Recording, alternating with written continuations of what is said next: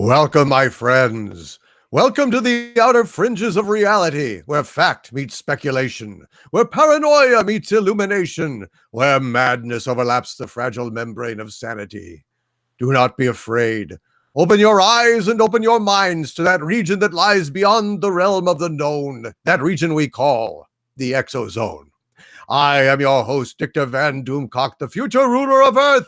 And with me is my co-host and aficionado of all things fringe, the Nerdrotic channel's Gary Beekler. Gary, how are you this evening? It seems like we haven't spoken in a long time, like in, 15 minutes. Oh, the absence makes the heart grow fonder. Doomcock, it does. really does. I am feeling very fringe tonight. I'm feeling very outer fringe.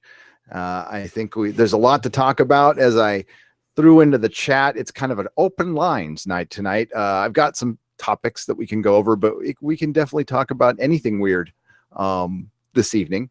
And as you know, and I should say this before we start, is everything we talk about here is we try to keep it paranormal and weird, but we try to keep it fun. It's just speculation.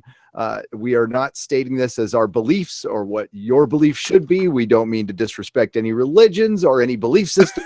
We are just here having a good time, especially on this Easter special of the ExoZone.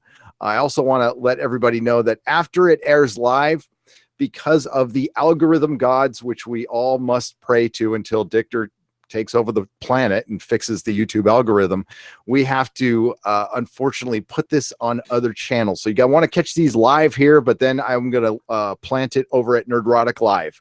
So please go subscribe over there. That's my other channel. If you go to my channel page, you'll see it on the right-hand side with Friends of Nerdrotic. You'll see Nerdrotic Live, or it's just youtube.com/c/Nerdrotic Live, or just Google Nerdrotic Live, and you will see it. And greetings, everybody in the chat. So it's been a while since we've done one of these, my friend. I know. Somebody pissed off to Italy. Yeah, damn. I know. What a jackass. No, it has been, but it's good to be back. It's good to get back to some weirdness. Eric, Mark C has said that there's been some dragon sightings. He sent us some footage of dragons up in the sky. He said he'd send us some more though, because it was in a foreign language that I couldn't understand. And it's a long video, so I couldn't actually get to the dragons except little glimpses. So, I guess we'll talk about that in the future, but yeah, a lot of weirdness. I know also MK Ultra had a theory about Sasquatch that was very interesting. Maybe if he's around, he will share some of that with us as well. Oh, that'd be great. Yeah, and definitely I'll try to get to as much as I can in the chat. Hit at Nerdrotic. I see Thunder Robots right here. As a kid, I lived in a haunted house. Things happened like my dad getting locked into his tool room in the basement and hearing footsteps from behind me when my back was against the wall. That is creepy. That is, you know what? Thunder Robots, thank you for that cool story. And I've got a story like that. And the biggest disappointment from Italy, Doomcock, is I was in a castle that was built in 1392 by, and it was a reward to some lord or something for some battle against the Byzantines or something. I'm not completely sure. And I ran around that castle in the middle because I had jet lag. So I was up at 3 o'clock in the morning in this creepy ass castle with my phone trying to get EVPs. And I have like 3 hours of audio footage. I've gone over 2 hours. I got nothing. I got zip. I was like, come on, there's got to be something. There wasn't a footstep. There wasn't a brush against my back. There was nothing. And I sat in the darkest, creepiest rooms. And it like legit creepy, this place at night, because it was really old. And the cool thing about this castle was they kept like, antiques that are worth thousands of dollars just laying around. They had these giant books, Dicktor, these giant books with like diaries that with old handwriting in them that you could just walk up and open. Wow. And read if you could read Sicilian or Latin, you could read somebody's journal entry from like 1700 Sweet. Yeah, it was so cool. And I'm like, I should not be touching this, but I am. And yeah, me and Mrs. Nerdrotic tried to read it, but then we thought it was going to be the Necronomicon, and then we're like, maybe we shouldn't. But it wasn't. Well, the problem is you went, I mean, you said 1300s or something like that. Yeah. The problem is old ghosts, dude. I mean, they don't know from tapes or recording equipment, so you're not going to get them. I mean, you need to be around ghosts from the 30s or the 40s. Otherwise, you're not gonna get it. No, I They don't know. tried hurling insults in Sicilian and Latin with my translation app. I was calling him like your mother was a goat and stuff like that, and I couldn't do it. Oh man. Maybe you should have tried singing like Dean Martin in Italian, you know? Oh. Nel blu, de pinto de blu, you know, and see, maybe they'd be like, Frankie. Frankie or Dino or whatever. Also, I don't know. I mean, does it work on phones?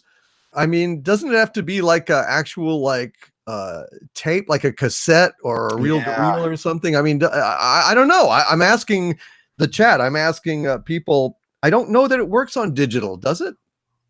It might not. It really might not. I think that's a great point. I mean, it's really what it is, Gary. I think it's like magnetic resonance of some kind that imprints on physical media, but there's no actual sound. So like the digital is I mean, it's not going to pick up on the mic.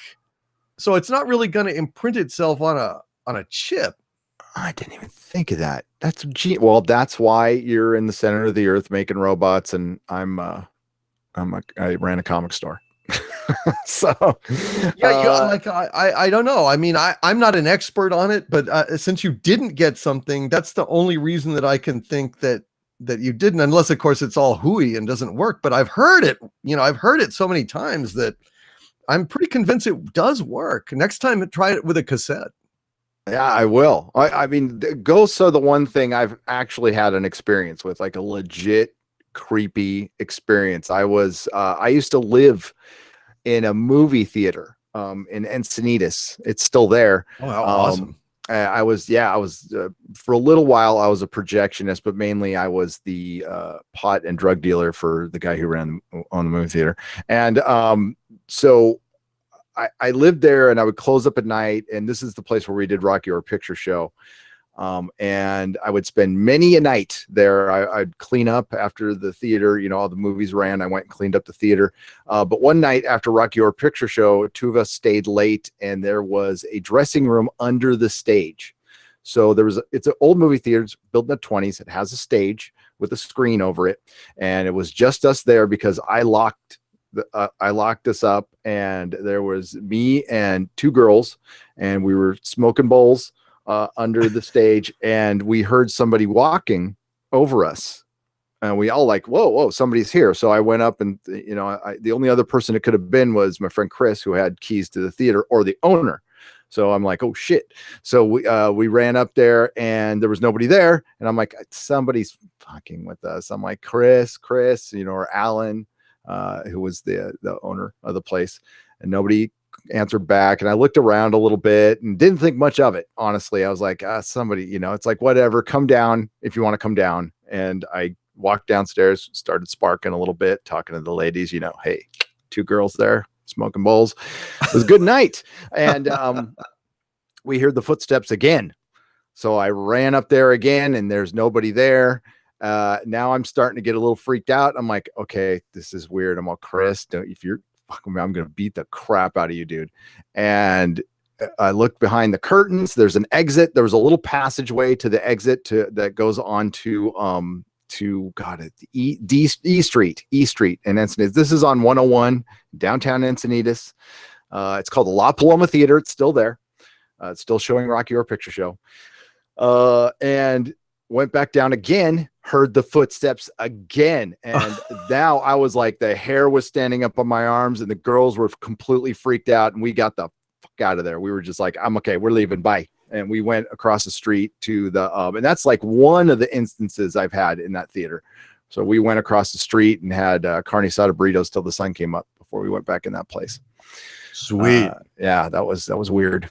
So, and somebody did die in that movie theater. There's a piano player, because it was a silent movie theater. So you had the piano player. The piano player had committed suicide in that theater. Oh man, those are the worst. Yeah. So his spirit is trapped in there. Well, my family had, my mother was from the Boston area, and she, her family was one of these, American, real founder, kind of families, and so her mother, her aunt lived in a stately old manor that was extremely haunted, like extremely haunted.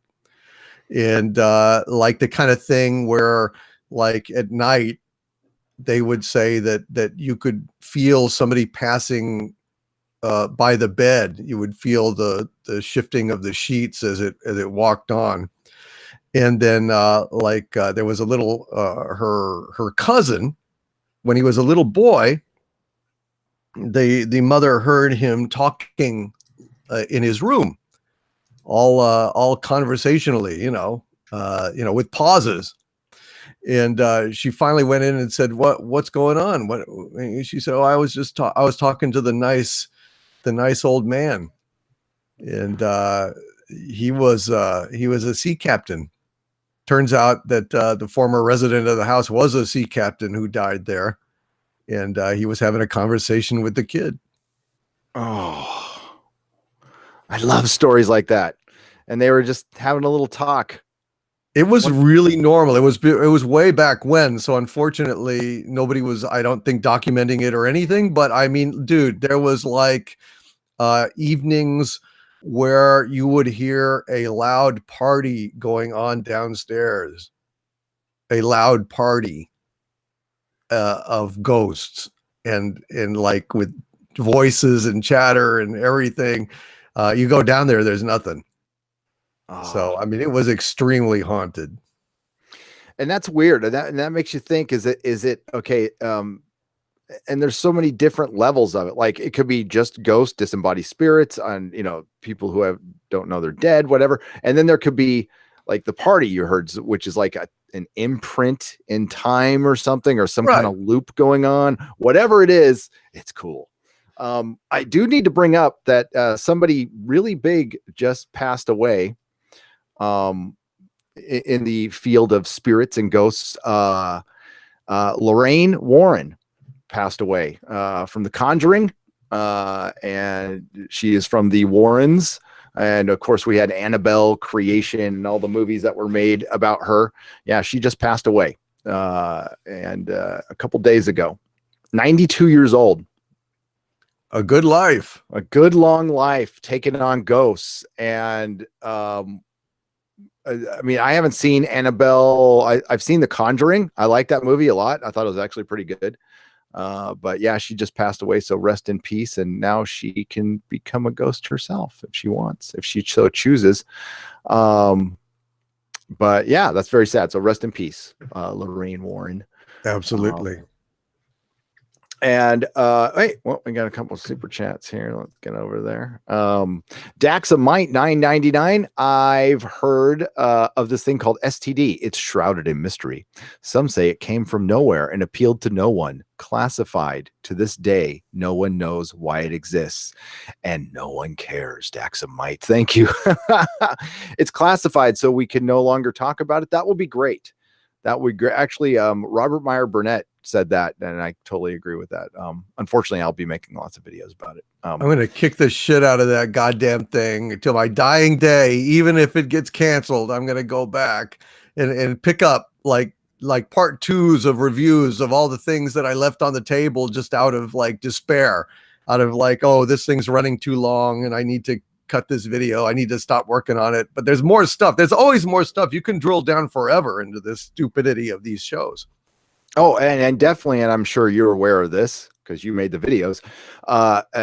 Do as I have done. I've gone back to my old predictions that ended up coming true, because not that I'm a great Nerdstradamus or anything, but it's just the show is that predictable. That there's a couple things I predicted a year ago that happened because it's that predictable. It's not, nothing extraordinary on my part. It's something really extraordinarily bad on theirs.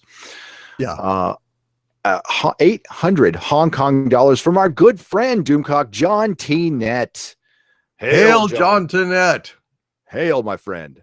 Apparently, no one needs a local bank account to send supers overseas. Luckily, we have VPNs.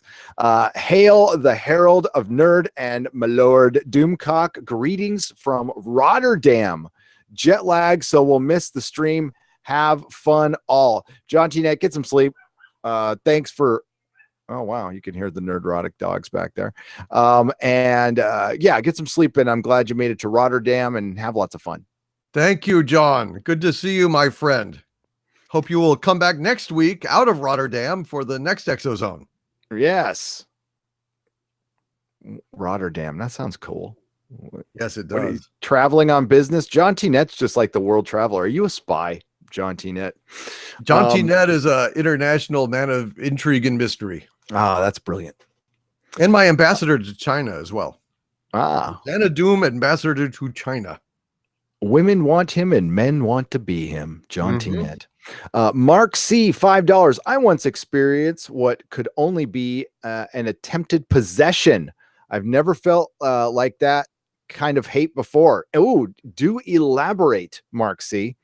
I have felt that way too, but I was under the thralls of drug addiction. But there were times, probably because I was up, when you stay up 5 to 7 days, your brain does really strange things. There were times I didn't feel like I was in control anymore. It was weird. Yes. DJM Voices for $5. Hail Gary and Doomcock. We have to catch most of the show on replay, but here's some money. Well, thank you. And be sure to catch the show on replay at Nerdrotic Live, everybody, Nerdrotic Live. And I'll post that in the community section on Twitter. It will also be available at nerdrotic.com. And Doomcock and I have plans for the future. We can't really say much right now, but we have some big plans for the future for this. You're going to see more ExoZone one way or another in the future. Yes, pretty big. Pretty big. Pretty big stuff. Right. Okay. So, CERN vaulted us into a parody dimension. Change my mind. Dr. Meatball, I'm not going to change your mind. I am in full agreement. Somewhere the Twin Towers still stand. Star Trek is still good. Star Wars is still good. So is Doctor Who. There's a world out there. We're just not in it right now. The Chargers are still in San Diego, TLJ Russian bot. One of these Russian bots, Doomcock. Oh no. Yeah. Guys, I work with a wonderfully beautiful woman who's into the paranormal and weird. You're all doing me a service by fueling our conversations. Thank you. Oh, you are quite welcome. Hey, if we can help one Russian bot meet another Russian bot, then they'll maybe get married and make more little Russian bots, and they can sit there and make fake reviews about Captain Marvel. We're adding to the world. No, that's good. That's good. We're helping. We're helping a romantic connection, Doomcock, making the world a better place. We're like Yenta. Yeah, we're Yentas. We're Yentas. It's like butter. It's like butter. I'm delighted. I tell you. Russian brats. What about North Korea bots? We don't talk about them here, Paul Leon. We don't. Russian bots for the win. Russian fembots. Hey, Russian fem. Oh man. Okay, so I'm gonna pull up our first article. Let's pull up our first article. Give me just a second. I have a little bit of some context here. Some context. So the first thing I guess we could talk about, it's in our title, but I found this on the Coast to Coast AM, still a good website. I don't really listen to the show much anymore because I'm not a big George Noory fan. Right. I liked John B. Wells when he was the guest host, and he got kind of run off, but I really dug that guy. Now, if you don't know who he is, he's the guy who did the voiceover at the beginning of JFK. He's got this super deep voice, and I thought he was really the heir apparent to Art Bell much more than George Noory, and that's my theory, and actually it's John B. Wells' theory why he got run off. He does his own thing now, and he gets a little political, but it's called Caravan to Midnight. But I still go to C2C AM to get some news. I think it's a good place to go get some news. So what do we got here? Let's start with the Chupacabra. Oh, the Chupacabra. Chupacabra. Very good. Very good. Yes. Let's go with the Chupacabra. A little cryptozoology. I know it's a favorite subject of yours. That's why I picked it. Well, thank you, sir. You're welcome. You are welcome. So it looks like there was a Chupacabra incident in Mexico. Slays 71 farm animals. Notice that little question mark there. That's to keep you from getting in trouble from the fake news people. So by the way, this live stream is going to get, I don't know if you've noticed this, but a lot of people have noticed this on my live streams. I have noticed this on the quartering. After some live stream ends, the recommended videos are weird live stream Russian children's videos. I've got screenshot after screenshot after screenshot after my live streams air. It's like these weird adults playing with toys. It's basically like kid programming. Yeah, it's really creepy kid programming, and it's all in the suggested field after I finish a live stream. I believe this is a way to shadow ban. It's very strange. There's nothing that I put in my keywords or anything that would connect that at all, other than they're both live streams. So I don't know if it's just a mistake by YouTube, but I think it's very strange. I've also noticed with our ExoZone stuff, we get really buried on that. And that's why we both have to move them from our main channel after they're live, because it really does nail our channels sometimes, unfortunately, but that's the algorithm. Okay. So a farmer in Mexico lost an astounding 71 animals to a mysterious nocturnal predator that some suspect could be the infamous Chupacabra. The gruesome slayings reportedly occurred over the course of the last few weeks in Simplicio Martinez property, which is located near the base of the Sierra de Juarez mountain range. According to the beleaguered farmer, the first incident took place on March 28th. Then an unknown animal somehow killed 20 of the farmer's sheep in one night. Already reeling from the tremendous loss, Martinez luck got even worse when the mysterious beast returned to his farm again last week. During this event, a night watchman at the site heard a commotion where the animals are kept and ventured out to investigate. Despite being armed with a machete, the guard opted not to intervene in the situation after he spotted what appeared to be a black creature of tremendous size. Okay, maybe he's not a wuss. The next morning, Martinez discovered that a whopping 51 chickens, 51 pollos have been killed by the voracious predator. Thank you. I can't read. Yes. As is often the case with these types of killings, a number of odd elements surrounding the attacks have raised suspicions that they may have been the work of the Chupacabra. Specifically, the farmer noted that the creature apparently entered the chicken coop by way of a hole it had created in the roof, which was at least 6 feet off the ground. That means Martinez mused either it climbed or it flew. Additionally, he observed that the predator consistently bites at the jugular of its prey and drains them of their blood, which is another classic method of attack attributed to the fearsome goat sucker of paranormal lore. Although a local veterinarian, insists that the culprit behind the killings is merely a canine of some kind. Martinez is skeptical of the assessment and argues that a dog would not have such precise style of attack. It's not a normal animal, the farmer opined, speculating that it must have been some kind of massive beast since it has consumed the blood of 20 sheep. Be it as it may, Martinez now simply hopes, which is not a strategy, that the authorities can investigate the matter because he and his neighbors fear the creature may move on to feasting on humans now that it has decimated the animal population of the farm. Now we go to the link where we see a picture of the animals. Yeah. God. Yeah. That's pretty spooky. There's the this poor guy. I mean, that's like all his money. Oh man, I know. I mean, that's a terrible loss. God. Yeah. Voracious chupacabra. And I always thought they were kind of small, actually. Yeah. As if we go back to this, I always thought they had like a single tooth or something like that. I don't know. Now I've seen like video supposedly of them. Hey, who knows? There's a lot of weird looking animals. There's also injured animals that could look, from afar could look like it. I'm not saying I believe in the chupacabra, but it's like the legend of this thing has been around for hundreds of years, like going back to 1700, I believe.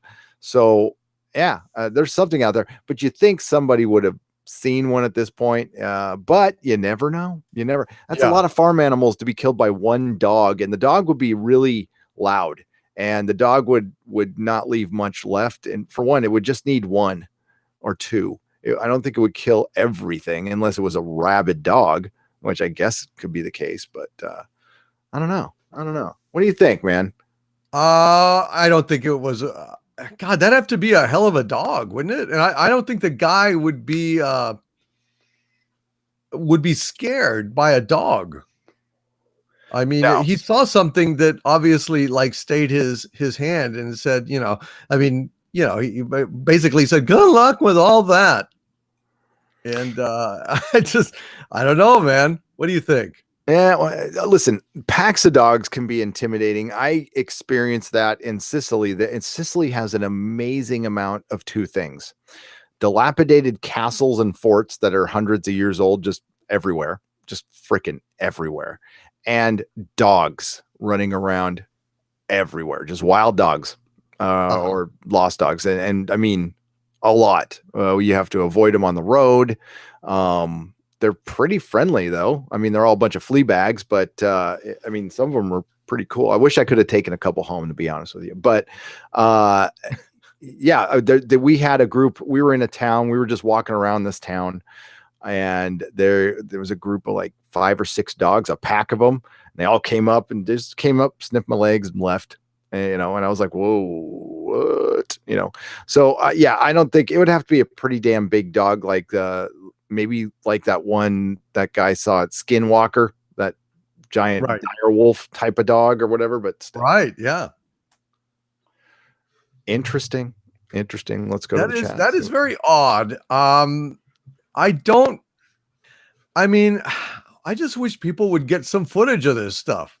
I mean, everybody has cell phones. Why don't we at least have some kind of, documentation, or, I mean, even the corpses, or, Yeah, a lot of this stuff is going to, it's still a big wide world. But the problem with, here, like if you put it up against Bigfoot's in usually very dense forest. So I could still buy that a little bit, but the chupacabra is basically running around a desert where it's pretty easy to spot stuff. Unless it is, here, I'm going to look at some images. Because I wish, we had a photo or a recording or something. I certainly would. I mean, I'd get my phone out and I would, get on it. These are pretty gruesome pictures. They're mostly of dead dogs, but here's one. That's a kangaroo. The Okay, Australian chupacabra. The dingo ate my baby. The dingo cobra. Photos of bizarre looking animals. That looks like just a really weird dog with a rat tail. That is an odd. That's a dog. Well, that's just that's an orphan coyote. That's pup. weird. Look at that tail. That's weird. Well, that's this. Isn't that the same one as before? I don't know. No, it's just a dog. I mean, I thought this thing could fly too. Yeah. I thought he basically like exsanguinated the targets. Yeah. So I mean, not just devoured them, but basically drained their blood. I mean, in this report, was the blood drained? The farmer reported it was drained. But like I didn't see anything in those pictures and stuff. Sorry. Goddamn internet is fucking hilarious. That's a tough one for me, the old chupacabra, but what the hell? I thought we'd start with that one. We're going to go back to the chat. We also want to talk about one that's very interesting. Secure Team did a video. We'll get to that in a second. Dyson Spheres. Dyson Spheres are fascinating. And they think they found a second possible Dyson Sphere star. I have to pull this article up to me. Second. Talk amongst yourselves. Would you like detect a Dyson sphere? Research just found a second. There we go.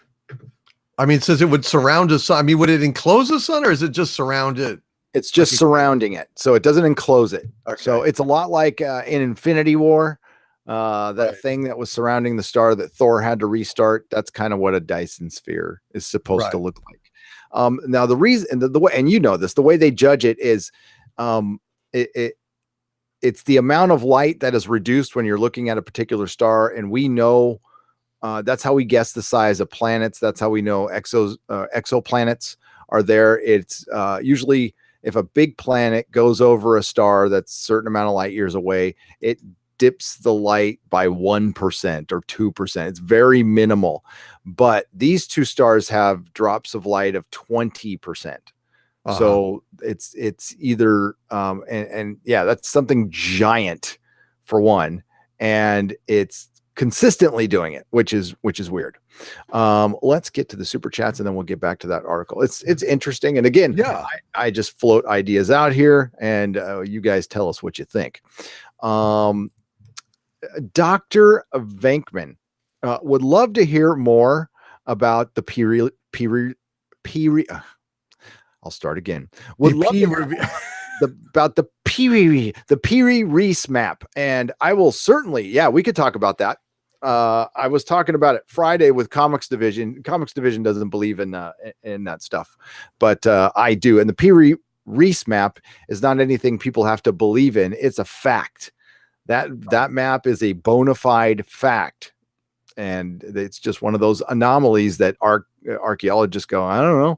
And I don't know if you're familiar with the Doomcock. It's a map of from the 15 or 1600s of Antarctica, which is interesting, impossible because we supposedly didn't discover. We rediscovered it in the 1800s.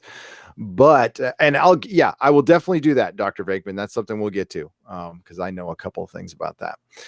Jack Random, $5. NWO, New World Order and Occultism has two pillars: male mercy, female severity. TV pushing feminism, elites pushing loss of freedom. In feminist push, occult is a feminist push occultic ritual. Woo. There is a lot going on that I am still, I'll be honest with you, Jack Random, trying to put together in my head. And once I get a solid theory, I will certainly talk about it. I need a little more evidence, but I certainly think there's something very weird going on there has been, as far as our information flow from the media. That's been going on for years. But I think it's really infiltrated our entertainment as well, because entertainment, quite frankly, is more influential now than our media, than our news media. Our news media has taken quite a step back over the last couple of years. So what other way to get through the masses? Through their amusement, through their entertainment. I think that's interesting points you bring up there, Jack Random. Thank you very much for the $5. Jack Random, one more time for $2. Was comparing last comment to astrotheology theory. Okay, gotcha. I can read. Astrotheology? Astrotheology. Or is it astrology?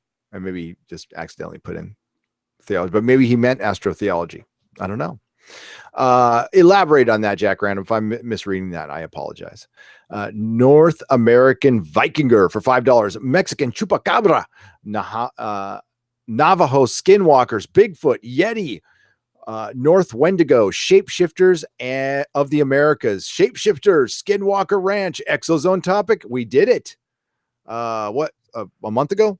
Yeah, we did. It was a very good show. It was. It really freaked me out. The skinwalkers, the dogs that were spotted by the patrol in trench coats, smoking. Yeah. That was bizarre. It was by the tribal patrol, the actual tribal police, from what I understand. Yep. Check out our show from a month ago. It is on my channel. You can just search it. And also check out the Jeremy Corbyn video. He did a documentary on Amazon. You could get it on Amazon Prime. You can rent it for a few bucks. It's worth a watch. It's really good. Jesse Sequeda Jr. for $5.55. Hey, you sass that hoopy. Nerdrotic got his stream back. That Frood really knows where his towel is at. You damn right. I am a cool Frood. Douglas Adams, citing his Douglas Adams. Jesse has very good taste. Mr. Roboto, $2. People who hunt the creature Gary. I don't know. I'm pretty easy to hunt these days. I'm not as young and spry as I used to be. Fortunately, he has size 3 feet.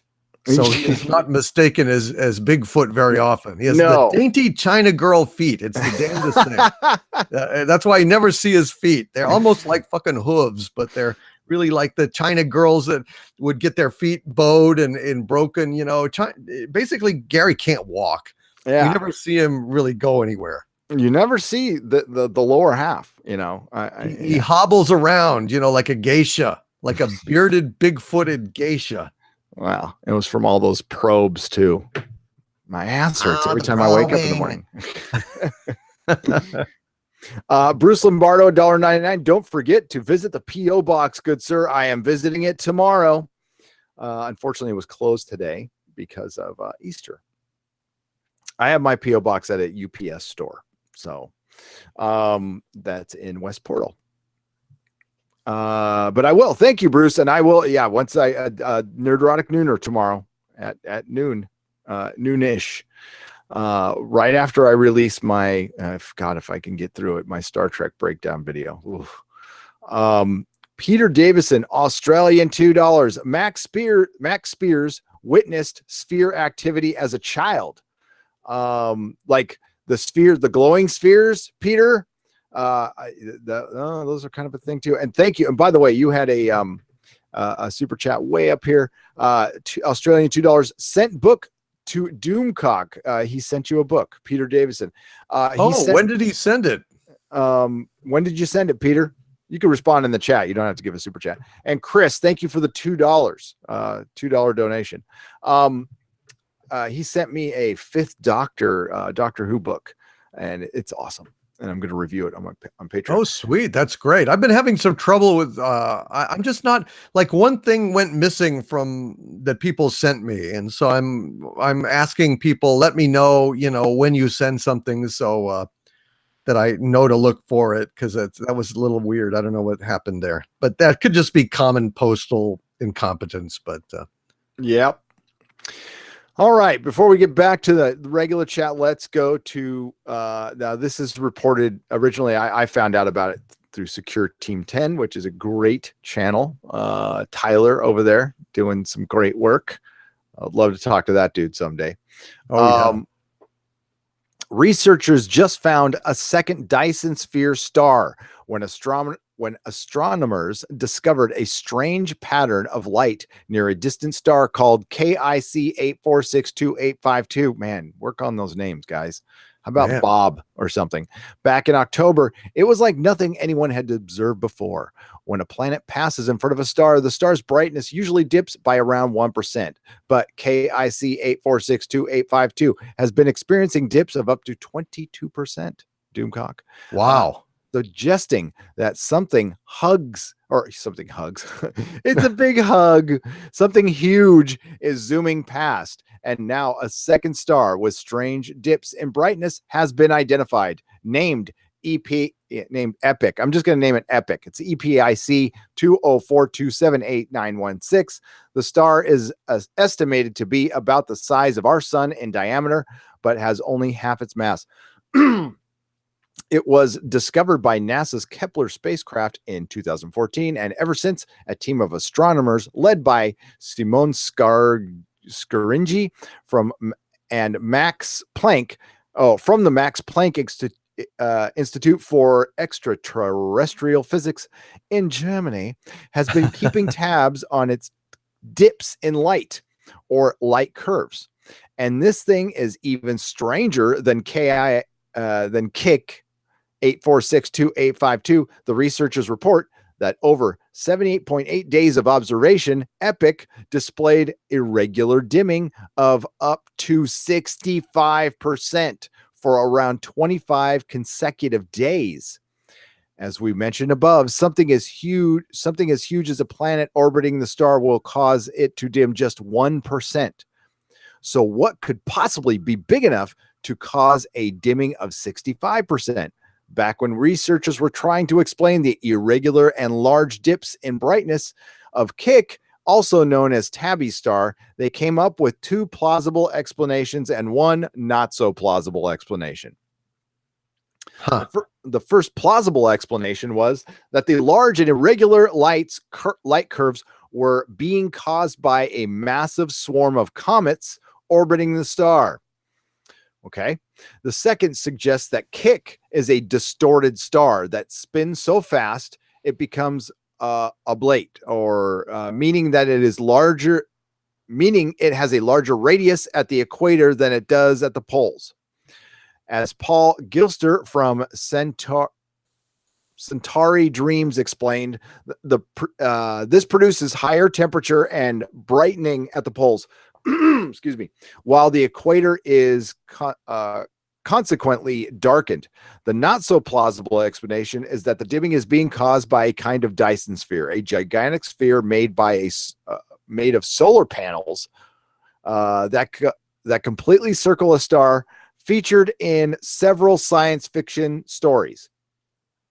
Aliens should always be the very last hypothesis you consider. But this looked like something you would expect in an alien civilization to build. Jason Wright, an astronomer from Penn State University, told The Atlantic at the time of the discovery. Since then, neither plausible explanation has turned out to be all that convincing. Researchers have pretty much rejected the distorted star hypothesis, and a study back in January asserted that for a star to dim by about 20% over the course of an entire century, it would require some 648,000 comets, each about 200 kilometers wide, to have transited it, which isn't exactly plausible. But what about a dust disk? What's a dust disk?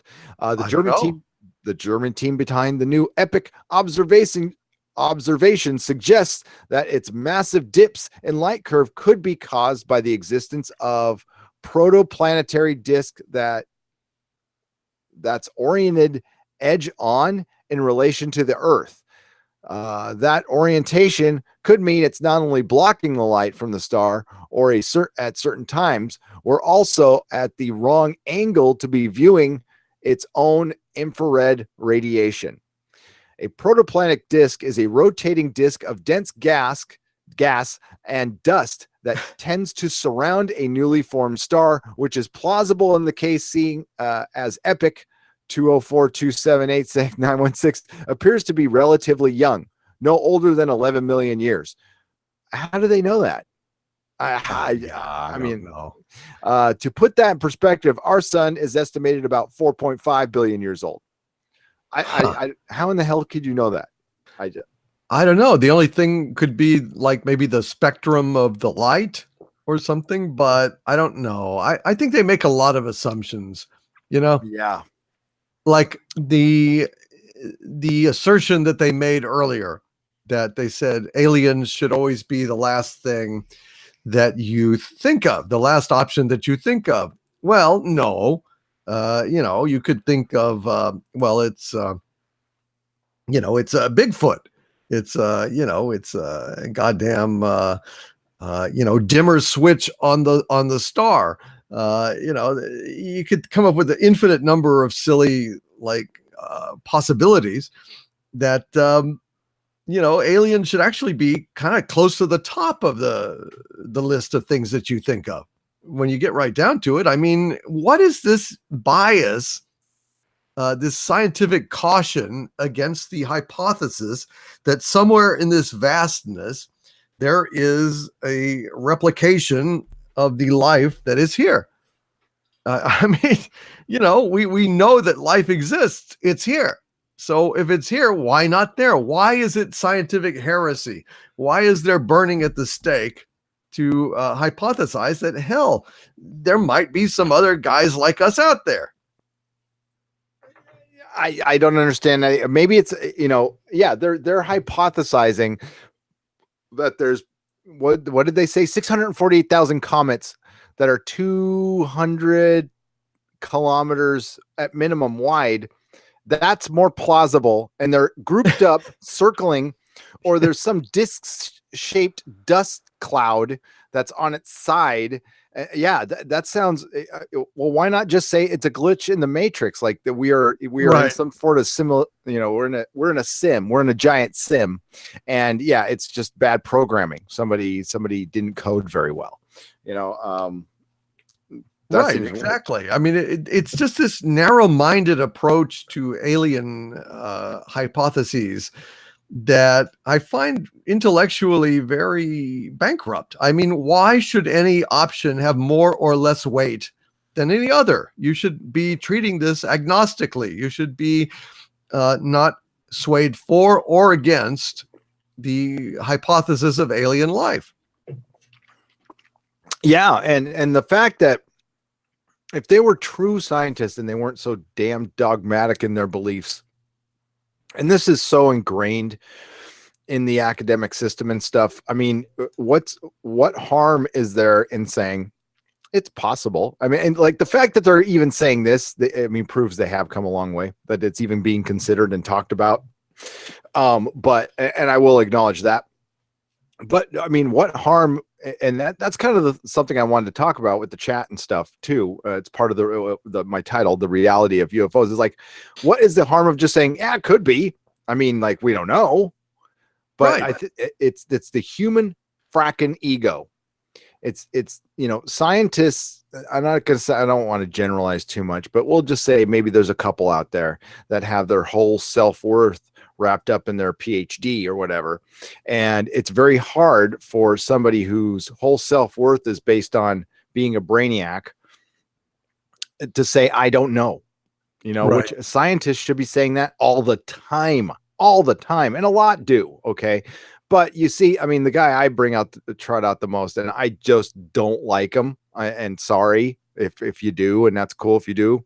But Neil deGrasse Tyson is just like really this like super arrogant guy, Yeah. and just like always like shoots down the alien stuff. Like and it's obvious because that guy has made a living and as it has his whole self-worth wrapped up into being the smartest guy in the room. It's that important to him. Which I always thought, listen, you know, it's there's nothing wrong with saying I don't know or this is a possibility. That's what this whole show is about. It's like, let's just talk about the possibility. We're going to talk about some weird stuff.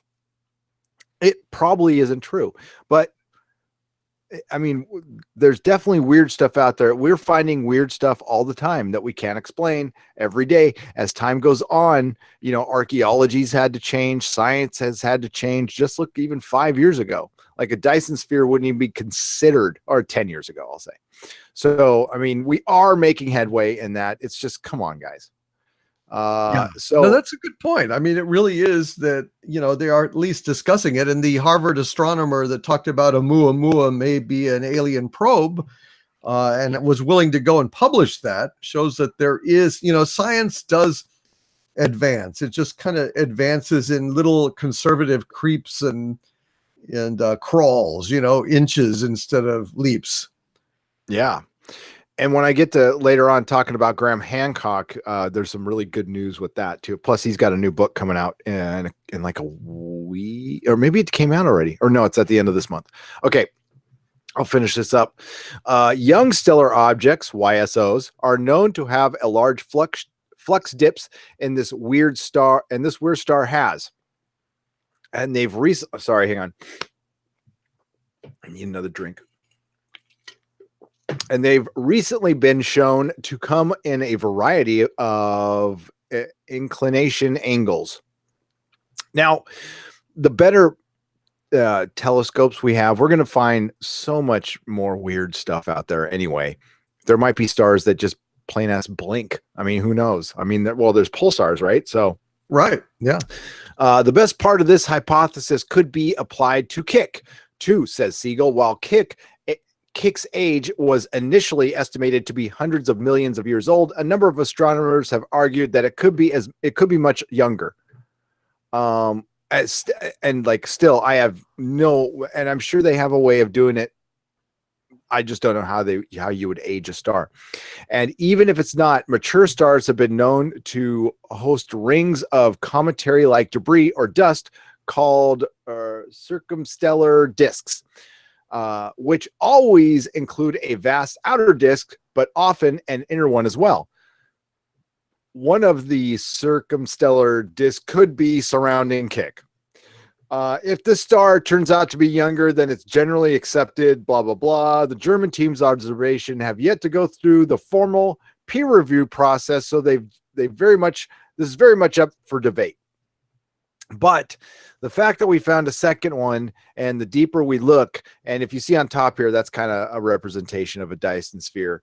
I don't know if it would have solar panels on it. I would think something else, but yeah, I mean, like, yeah, some kind of high tech, you know, material that we don't know about. There's so many things that. Oh my God. So Oumuamua is a big deal. And that's the reason you and I covered it. And I'm fascinated. I'm as fascinated with it as you are. Oumuamua was that big cigar shaped thing that came through our solar system a few months back. It sped up after it went around, slingshot around the sun.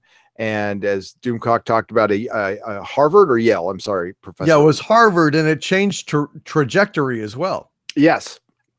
Changed directions, sped up, and the guy said the only way it could do that is if it's extraterrestrial, and his hypothesis was it had a solar sail. I don't even think it needed that, honestly. I think it had an engine or something.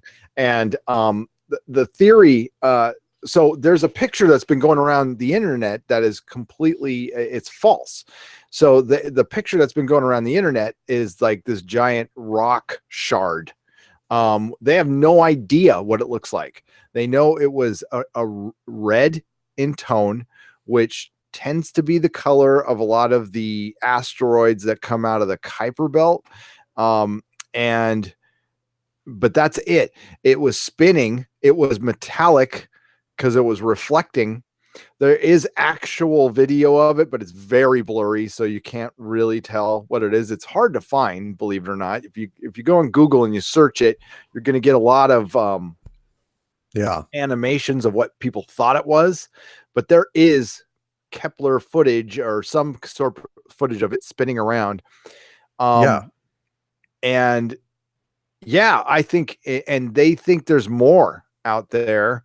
And actually, Security Team has reported there's these big cigar-shaped things have been seen a lot, seen in the rings of Saturn. They've been seen a lot.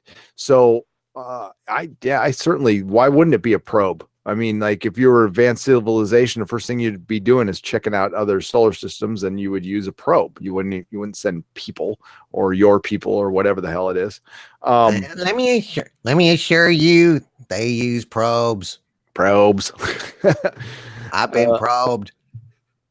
Oh, and Harvey has something to say. Yes, Harvey. Welcome, Harvey. Yeah, about how they age the stars. So here's the deal. Is my understanding that they age the stars by evaluating the brightness, because the brighter a star is, the older it is. I don't think that. How does that work, Harvey? Because they get more candles on their birthday cakes. Oh, Harvey. Boom. Oh, Davy. Davy. Fucking Harvey. We're trying to do science here.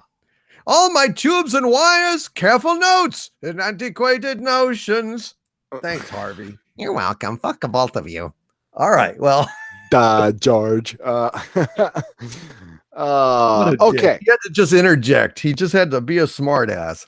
You know, he's one of these assholes that would have persecuted Galileo for his genius, and we're being persecuted for our genius. Well, just because we don't know how they age stars, but we're not astronomers. Damn it. We're YouTubers, not astronomers. Exactly. And who would have thought an eldritch god would have dad jokes? I mean, that's kind of surprising. You subverted my expectations, Harvey. You did. Yeah, thanks. I do that. I blew your mind, dude. I blew your mind. Oh, yes. If you hadn't given up the drugs, you'd be seeing me all over the place. Oh, yeah. Maybe I still am. There's things called flashbacks, Harvey. They're nasty. I will wait for you. I will find you. Hey, Jason Green has a super chat about Harvey, or his kind, his kin. Do you think there is any link between the bloop recording and Cthulhu? Oh. No comment. No, he won't comment on it. Come on, Harvey, just spill. I can neither confirm nor deny the accusations. As far as I'm concerned, the bloop is the thing on Lost in Space that Penny had, which was just a monkey with some pointy ear, like pipe cleaners on its fucking ears. That's what special effects used to be, kids. Yeah. The bloop. The bloop. So the loudest underwater sound ever recorded was the bloop, by the way. And it was back in this, when was this? 90s?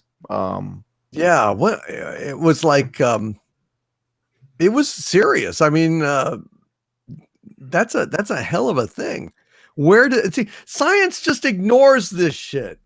Science will just say, "Oh, it was an anomaly." Well, okay, but if it fucking happened, then how do you explain it? Because this is data.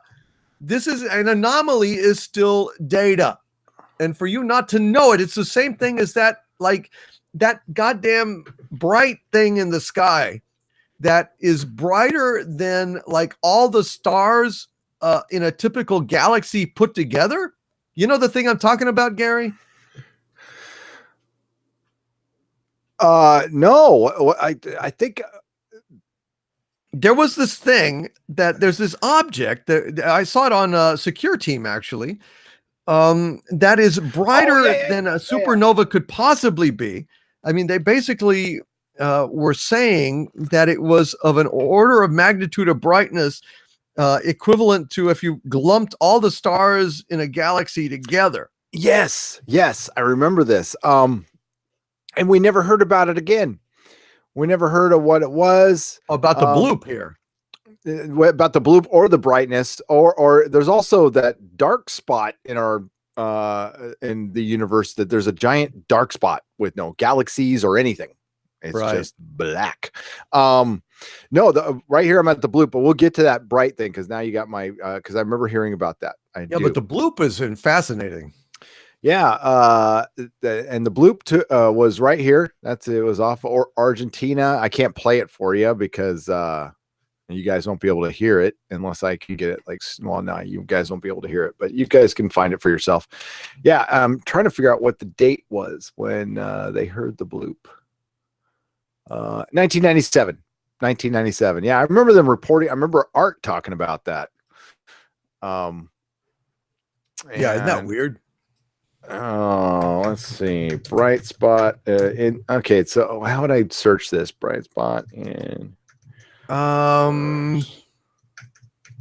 yeah, I'm not sure. I could also look.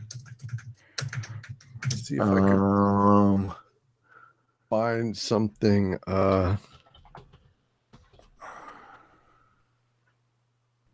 did brightest spot in the universe. Let's see if oh, here it is. Brightest object. Yeah, there we go. Yeah. Was discovered. But is it still there? Okay. It was incredible. It was like something like a newly spotted. They're calling it a quasar, saying 600 trillion times brighter than the sun. Yeah, that's some quasar. Which shines with the power of 600 trillion suns. That basically describes my hatred for Star Trek Discovery. Maybe it's me in the future. I don't know. I think it is. I think you had to fly out there. This was your 7th signal. Yeah. You flew out there and flipped the bird so hard that it, you flipped off CBS so hard that it actually punched a hole in reality. Space is dark, which makes finding bright things like stars pretty darn easy. It also makes it possible for high-powered telescopes to spot things that are very, very far away. And researchers have now believe they've spotted the brightest object known to man. It's a quasar called Inhales. PSO J352403415.3373. Phew. And it's really, really bright. It also happens to be so far away, we'll never know what it looks like right now. The astronomers who discovered the quasar used a very long, that's what she said, Basilian array located in Socorro, New Mexico. The powerful tool, he said, was a tool. Is a burn. To detect the quasar's incredible bright jets as they, he said, spewed. They spewed plasma out into space. The research was published in the Astrophysical Journal. Oh, it's my favorite. The centerfold in there was something else. Oh, man. My sunspot is the centerfold. Sunspot is the centerfold. Quasars are the result of black holes feeding on galactic material. As the black hole gobbles stuff up, it spews radio waves and light, which can be seen from great distances. And there's look at those really awesome orange blotches. Fascinating, Jim. The newly discovered quasar is incredibly far away, approximately 13 billion light years, which means that we're witnessing what looked like back in the early days of the universe when Harvey was born. And we absolutely have no idea what's left of the quasar or the surrounding galaxy today. It's probably on its way towards us, screaming at a screaming speed, ready to kill us all. So they have no idea. Did you also see that picture of the black hole? That was weird. It was weird, and I love Secure Team when they did the video on it, and they showed that it was actually a picture of Snoop Dogg's blunt, but that was pretty funny. There was a lot of memes with it. Yes, Snoop Dogg's cosmic blunt. Yes. He will become Galactus at some point. I always thought Yeah, right. We would never ever see a picture of one. I don't know. It was pretty cool. Wasn't it? I mean, it doesn't actually look like that, does it? I mean, didn't they just put like some kind of filter on it or something? Well, they had to. I mean, it's invisible. Yeah, because that's just the event horizon, what we're getting a picture of. So yeah, we're not going to actually see the whole, never. But I mean, we could be staring at like a doorway, or black holes could be where one, it's kind of reality eating itself and then creating a new one somewhere, or this is just the drainage system of the universe. Not sure. But yeah, there's a great Disney movie called Black Hole that I like a lot. It's got Slim Pickens voicing a robot. It's got, well, I like those robots. I like the sinister one, and of course the goofy little tweaky kitty friendly one. What was his name? I can't remember now. God dang the little one that floated around and stuff. I know the giant, scary one that kind of looked basically like a red Cylon. Yep. That was a pretty good one. I loved that movie when I was a kid. I mean, I know it's bad, but it is bad. It's I mean, I try to get into it, but it's I don't know. It's kind of weird and creeps along. Not one of the better live action Disney movies. No. Not as good as 20,000 Leagues Under the Sea. That was a good movie. That's a good movie. Okay, let's get to the super chats here, and then we'll get to okay. Woo, a little behind here. Sorry, folks. Do you think there's okay, I already got that one. Thank you, Jason Green, for the $5 super chat about Cthulhu. Captain Spire is on the bridge, everybody. Hail Captain Spire. Hail Captain Spire. $10. A riddle for you two. Sometimes I hiss like a snake or squeak like a mouse. Sometimes I'm too fast. Sometimes I blast or I twitter. Other times I can make up my mind. What am I? Mikey Spock, because Mikey Spock is everything and the only thing that matters in the whole universe. Thank you for that riddle. Yes. I don't. Okay. Sometimes I can you solve that stuff? I hate riddles. They make me angry. Yeah, riddles. I'm like really terrible with them because it requires thought.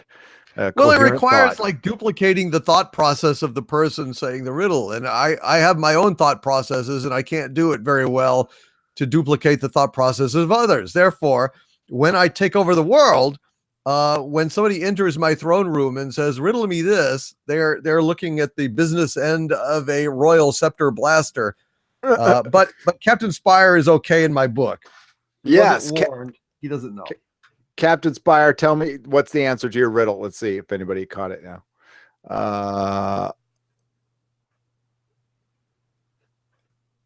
Because I have no clue. I'm terrible with them. I'm sorry, Captain Spire. I don't mean to disappoint you there. That's the Riddler would kick my ass. I'd be terrible at it. Where's Robin when you need him? He just, he'd figure it out. He'd go, oh, well, of course. It's Tony the Tiger and Frosted Flakes. Yes. 3 men in a boat with cigarettes, but no way to light them. How do they smoke their cigarettes? Do you know? No. They throw one man overboard and make the boat a cigarette lighter. Ah, see, I'm bad. I don't know. That was funny. It was like an actual Batman riddle from the Riddler, an actual Riddler. I've got the Batman soundtrack, and so I like to listen. To they have one, the Riddler, and then they play some Nelson Riddle stuff. Nelson Riddle. He was great. That's a great soundtrack on that. When did that come out? The soundtrack? They re-released it or something 10 years ago? Yeah, something like that. I mean, I got it. I don't know where I got it, but I've got it. So I've got that CD. Yeah, it's awesome. I've got it. Holy Hole in a Donut is great. Holy Hole in a Donut. And then he kind of leaping lumbago. It'll just like interject in the song. It's very cool. That's so cool. Oh God, I love it. Yeah. The black hole, the big red robot, Maximilian, the clean floating one, Vincent, the beat Right. up one, old Bob. Ah, thank you, Mark C, for the $5 super chat. Answers our questions. Mark knows his stuff. He does, man. Oh my God. Jack Random, $10. Astrotheology idea that Christian symbolism matches seasons. After December 22nd, light returns, aka Jesus. Easter equals spring, sun over equator. If science hidden in religion, why not trends of occults in society? Man, I could not agree with you more, Jack. That's you know what, that ExoZone requires lots of research. I can't just willy-nilly that one. I would have to spend a week like cracking open some old books, listening to a couple of old Art Bell shows to get ready for that one. I think that would be a good one to do during the day. I really do. I think that for our European friends, to get like down in the weeds with that stuff. They might be more open to it or something, or just well, yeah. I mean, it's potentially very controversial because it could get somewhat. It's hard to not get political with that. So, well, it's not really political, but I mean, there are definitely, there's a kind of a concurrence between religion, holidays in Christianity and pagan holidays. Symbolism and so on. What about John Barleycorn, right? Who is the figure of the harvest, who dies and then arises every year in a symbolism of the crops. So it's not entirely unreasonable to say that there is some cross-pollination between pagan and Christian, symbolism and ideals. Yeah. And it's just, that's even getting into a cult, it's something I could totally get into. It's just I'd have to warm up to it on my channel. Yeah, we'd have to research that because I got to know what I'm talking about on that one, and even if it's just theories and theorizing, and I'm not, I would no problem doing it, but it's just something I don't want to. That one I can't come off all willy nilly on. Okay, Peter Davidson. I think this is the title of the book he sent. Hang on. Yeah, I don't Peter. Okay, so Peter says Max at age 5 in his bedroom / April 16th book. So is that the title of the book, Peter? Or sent it on April 16th? He sent it on April 16th. Yeah. Okay, so I'll go and check this week and see if I got it. Got it. Say hello to Mom for me, Peter. Thank you for the Australian $2.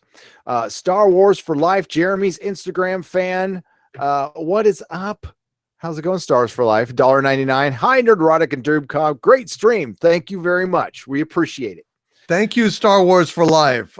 She's very awesome. She's written me some stuff and just really, really awesome person. Star Wars for Life. Thank you so much. It's always a pleasure to hear from you. You are awesome. And it's just, thank you very much for tuning in. And she tweeted out something about us just about an hour ago, I think. Just one of Jeremy's mods, and just a hell of a wonderful person. Thank you, Star Wars for Life. Definitely. Thank you so much. Yeah, she shouts out all the time. She's brilliant. Yeah. Peter Davison asks again, Australian $2. Did some cretin steal my book? I don't think so. If he sent it on the 16th, I don't think it's here yet from Australia. So I think it's fine. Probably so. Yeah. But we'll Doomcock will let you know.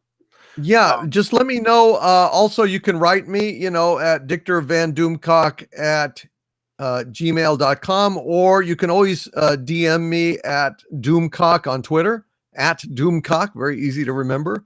So if you are on my Twitter, if you're on Twitter, follow me or even just DM me. You don't have to even follow me if you don't want to. Yeah, I follow you. Well, thank you. I follow you too. Right, We great. just we're we lose each other's tweets though because we're inundated Yeah. with I'm still catching up from vacation, man. I'm just I I got home to know. like 564 emails. I was like, oh shit. Echo Base Network, $1.99. Nicholas Glenn here. Hail Gary and Doomcock. Nicholas Glenn, what is up, my friend? I digging your new channel. That is so cool that you started a channel. Good job, man. That is brilliant. Yes, absolutely. Thank you, my friend. Tech Guy, $5. They think the big black spot is an area where aliens are using Dyson Spheres and related tech to harness energy. Long time science can't explain it. Yeah, and I don't see why that is such a strange theory. I think you know what would be strange if there was no life in this gigantic universe. None. Yeah. That would be strange. I would think, wow. Then maybe life isn't meant to exist, and maybe we are just a fungi that just a fungi anomaly that is doomed. And I don't like that prospect at all. Like we're mushrooms, and we're going to start a mycelium network. I don't know. I mean, the black spot, it could be like they said, like a whole, like everything is Dyson capped in that region. It could be a region of space where the dust clouds or whatever are really concentrated.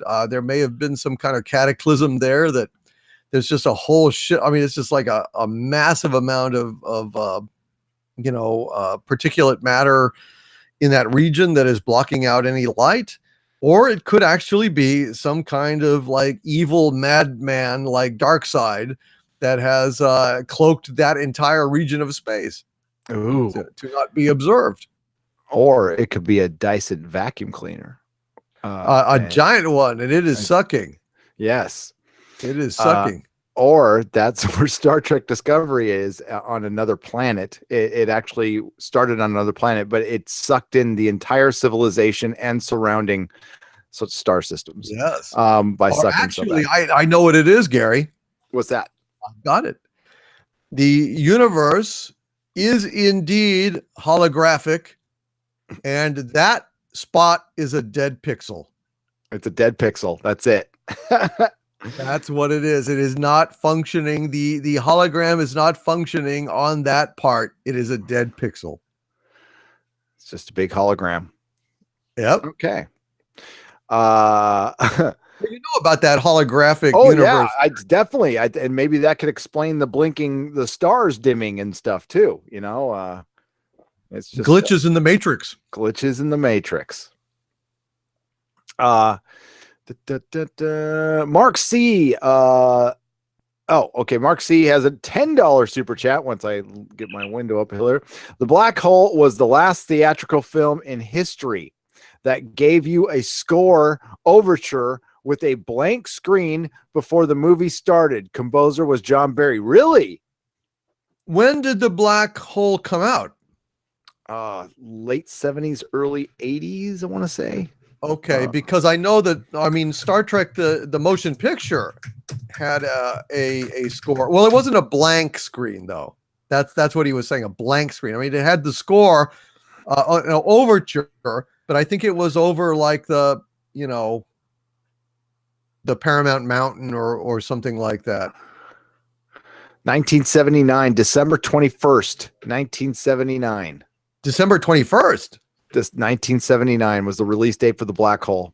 Well, then it came out after Star Trek, the motion picture. It did. Star Trek, the motion picture came out, if my memory serves, and it usually does, on December 5th, 1979. Wow. The Black Hole premiered at the Odeon Leicester Square, which I've been to in London, on December 18th, 1979. It was then released in the United States on December 21st, 1979. There you go. That was so cool. I mean, 2001 would do that kind of thing.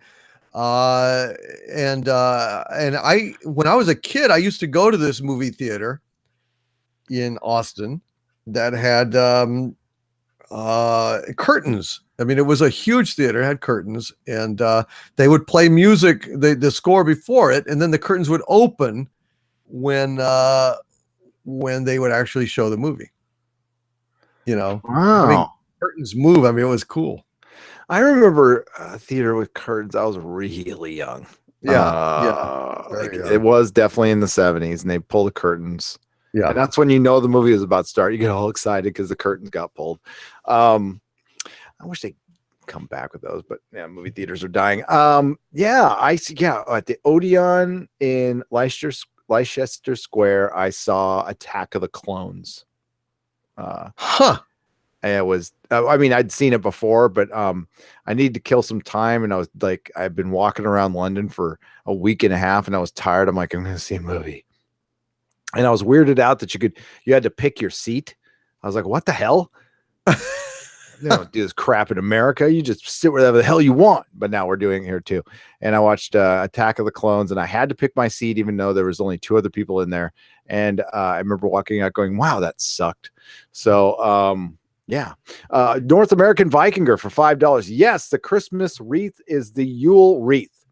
Yule wheel of the changing seasons, nature and the stars were the framework of all beliefs. Zoroastrianism, yes.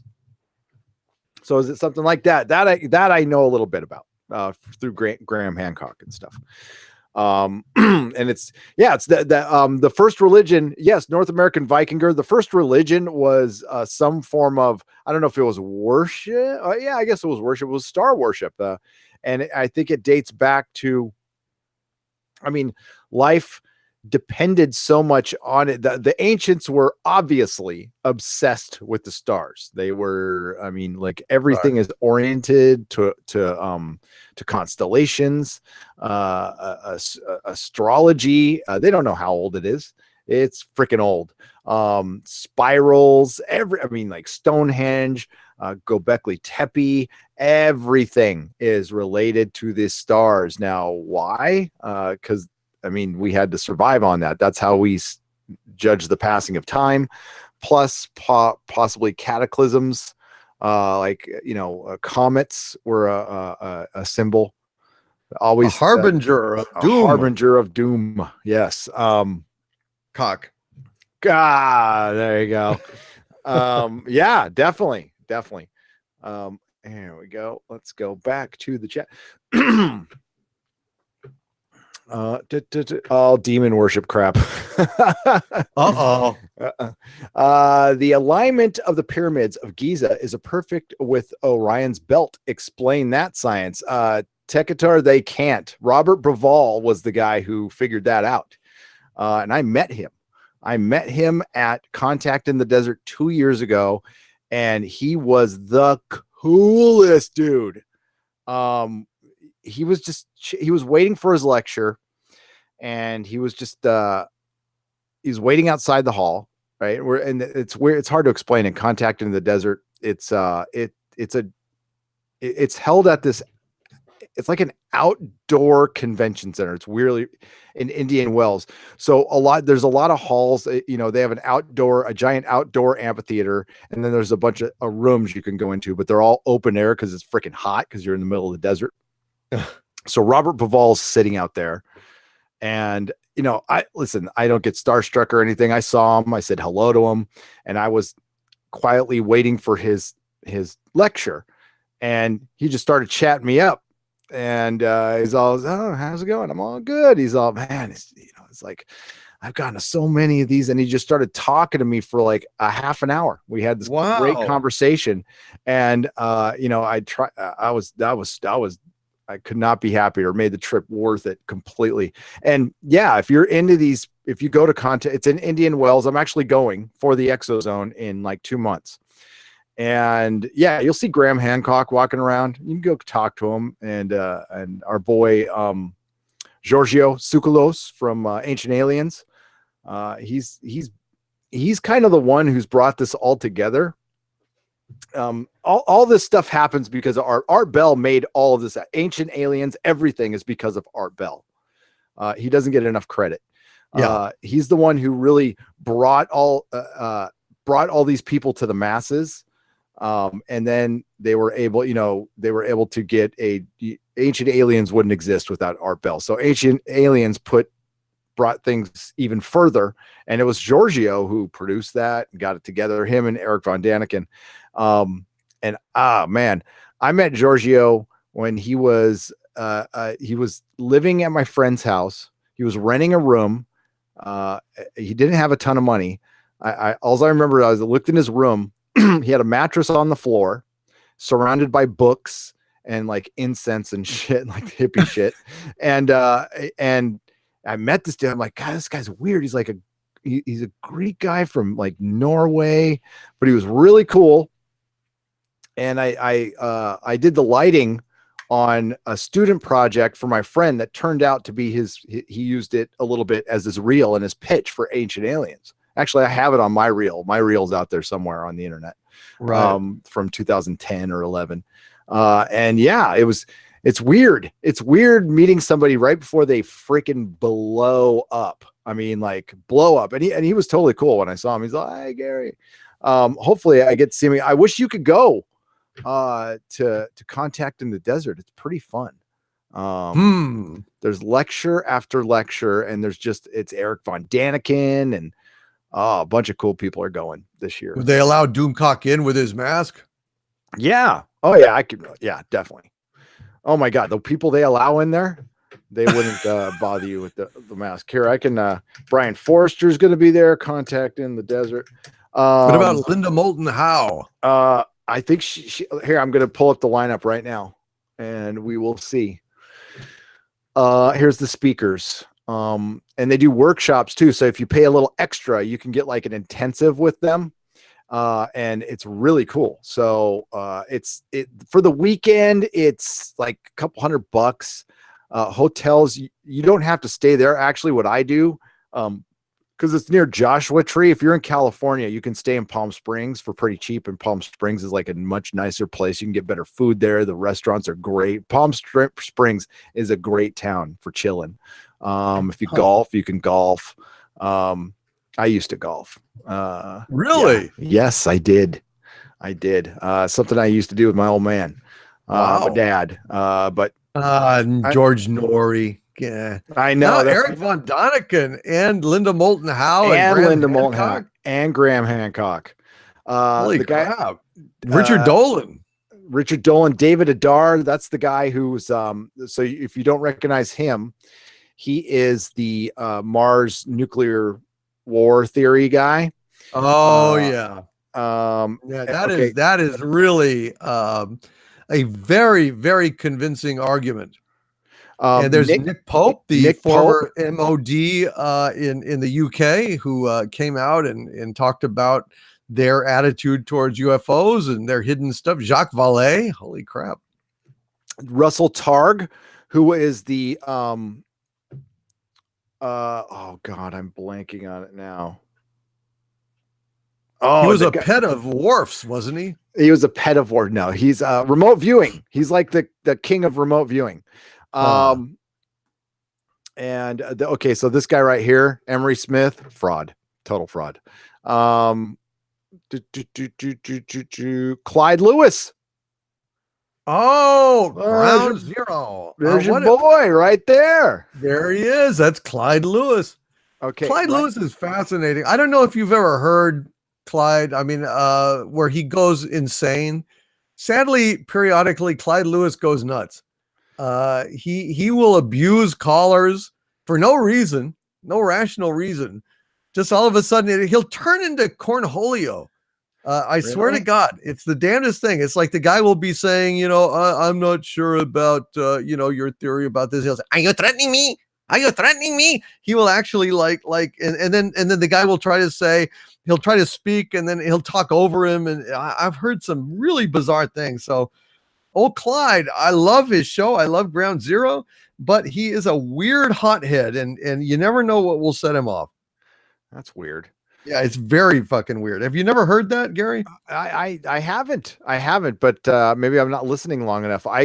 What I do is I'll fire his show up and I'll be asleep in like 20 minutes. That's what I do. Yeah, You and me are like, it's like I feel like we should sing to each other, you know? we should. It's like we're like looking at the same moon, you know, Yeah.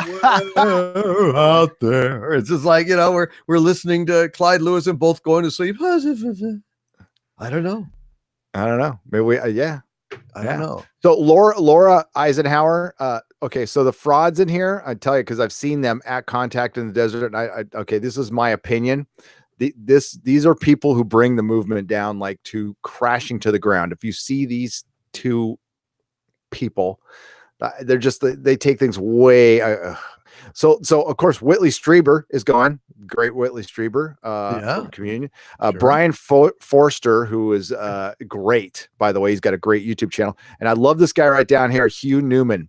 He's a giant guy, but he's also ancient civilization guy. He's really, really good. Travis Walton, Fire in the Sky. Shit. Yeah. Stephen Bassett. Yeah, dude, this is really like the best lineup I've seen. Yeah, I can't wait. I can't wait. So I will be there if anybody's going and wants to meet up in Palm Springs or Joshua Tree, hit me up. I don't need to go to every event every day, and we can certainly go have some coffee or something and hang out. But yeah, just to see Linda Moulton Howe and Eric Von Daniken would be, and Graham Hancock. Like Graham's the king, man. Graham's the best. He's the best at what he does. He's him and Richard Dolan are the best ambassadors for ufology and ancient civilizations out there. They come at things very rationally, and you know, like, yeah, they're just really good. Michael Tellinger, I used to really like him, and then he went really not so honest. David Childress. Okay, now I'm happy. David Childress is one of my favorite. He's a guy who talks like this on Ancient Aliens. I really thought it was an ancient alien. Yes, yeah. I don't know where you get an accent like this, but yeah, that looks like a great. So that is May 31st. I love how I'm shilling for him, and I'm not getting anything out of this. But if you get, what are the discount passes? I mean, this aren't cheap. So $260 for the whole, but that's for 5 days. It's a 5-day conference. God damn, dude. Yeah. It's worth it. It's worth it. Yeah, dude. The one thing that I'm finding out about, like, YouTubing is now, even if it's like if it's a side project, it's still a business that you have to write stuff off on. Okay. Are you planning on doing a podcast from there? I would probably get a few people to come speak with you for a brief interview. Tainted Honor. Yes, absolutely. I'd love it, man. If we can get you to go. I mean, I know it's tough for you to travel. I know it's not easy to get out from the center of the earth. A lot of arrangements have to be made, but it's something we should definitely talk about. Well, are you just going alone or what? Yeah, I'm going alone. Well, if I went, maybe I could crash in your room or something. Yeah, definitely. It's possible.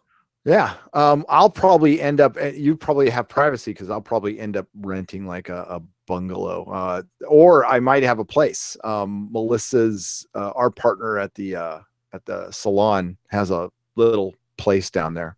Ooh. So yeah. Wow. Yeah. So he might loan it to me for a couple days, as long as I promise. Well, I don't party, so I'm easy to loan stuff to.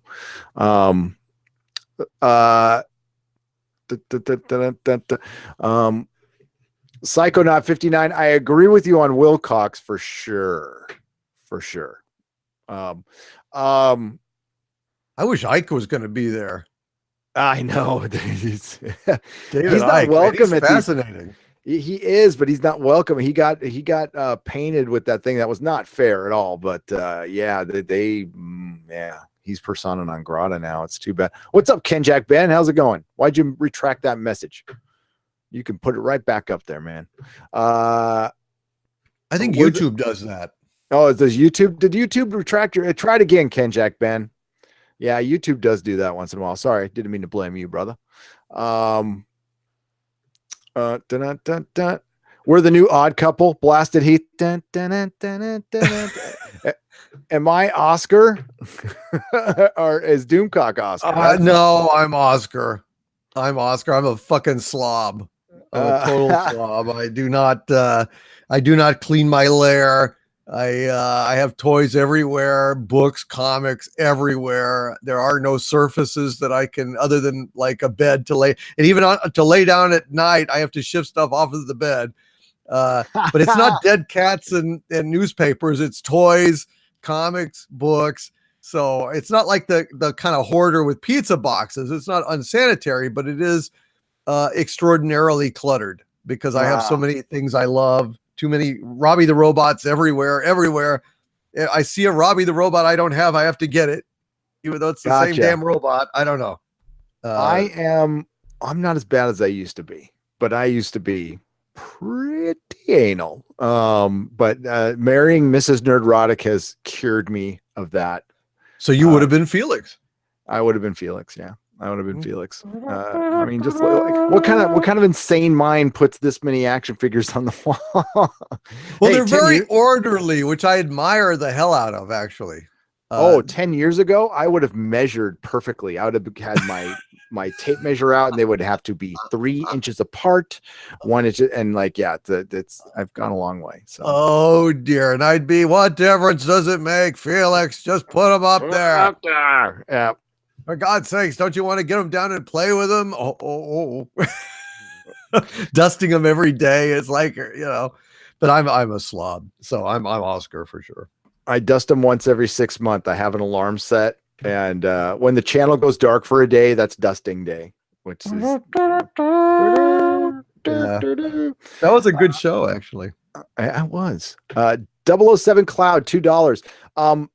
I want to see it. Okay, he says, you guys seen Love, Death, and Robots on Netflix? It looks pretty amazing. It does. It's just like every time I go on Netflix, I'm looking for something else. Right now, I'm trying to finish up the Vietnam War so that I can have my extreme Apocalypse Now fest, which is I am going to go deep in Apocalypse Now. I'm going to watch the regular cut. I'm going to watch the extended cut. I'm going to watch the regular cut with the commentary. I'm going to watch Hearts of Darkness all in a day. I'm just going to go like, wow. you can't like go to the moon on a fraction, man. He's okay in his mind, but his soul is insane. I'll be like Saigon shit. I'll be like insane at that point. Well, what's the oh my God, what was the cut that they re-released a decade ago where they put in the scene with the French villa, the French plantation and the feast? It is Apocalypse Now redo. Thank you. Yeah, I didn't like it. I tried. I didn't like it at all. It's not as good. It was smart to cut. It was smart, but he was insane. Coppola at that point truly was going nuts. I mean, when he directed that scene with the French meal, I mean, he was like saying, the wine must be served at this temperature and the food must be like exactly like this. I mean, he was going nuts. Yeah, I think he was in drugs. He was, but the original cut is the cut. And I have so many different DVD copies of that film, by the way. It's one of the greatest movies ever fracking made. And they have different extras and stuff. Like I got this one that was like the dossier or something. And I still haven't listened to it. There's certain extras on these things that I haven't watched because they're too good.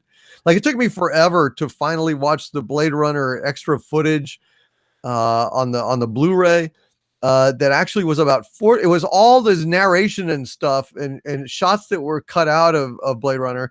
And it actually has the effect of almost being like a 40-minute alternate cut of Blade Runner that you've never seen. And when I started to see what it was, and I had a different title sequence and everything, I got a chill and I backed away. I said, no, not now. Not now. Yeah. I had to wait. It took like a couple of years. And then I finally said, okay, I'm going to watch this.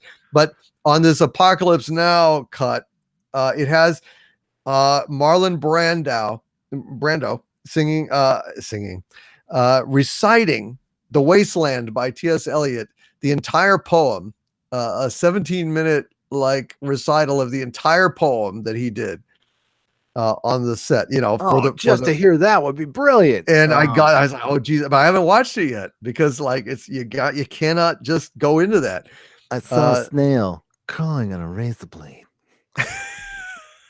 Just fucking loved him. I loved him in that. I'm sorry, but for me, I know he's been in a million things, but that was the best thing for me. Even more than his little scene in there, his moment, that build up to Colonel Kurtz was so brilliant because it paid off.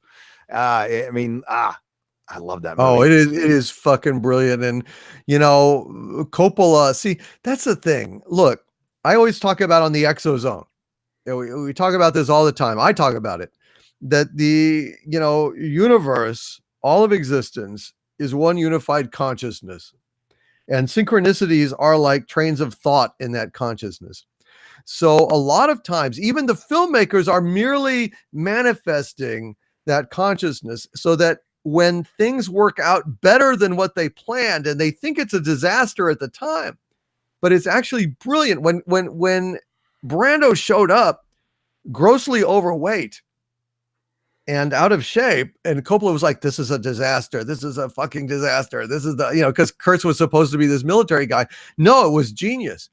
And it threw him in a tizzy, and he had to do all these like endless improv sessions, just rolling film with Brando.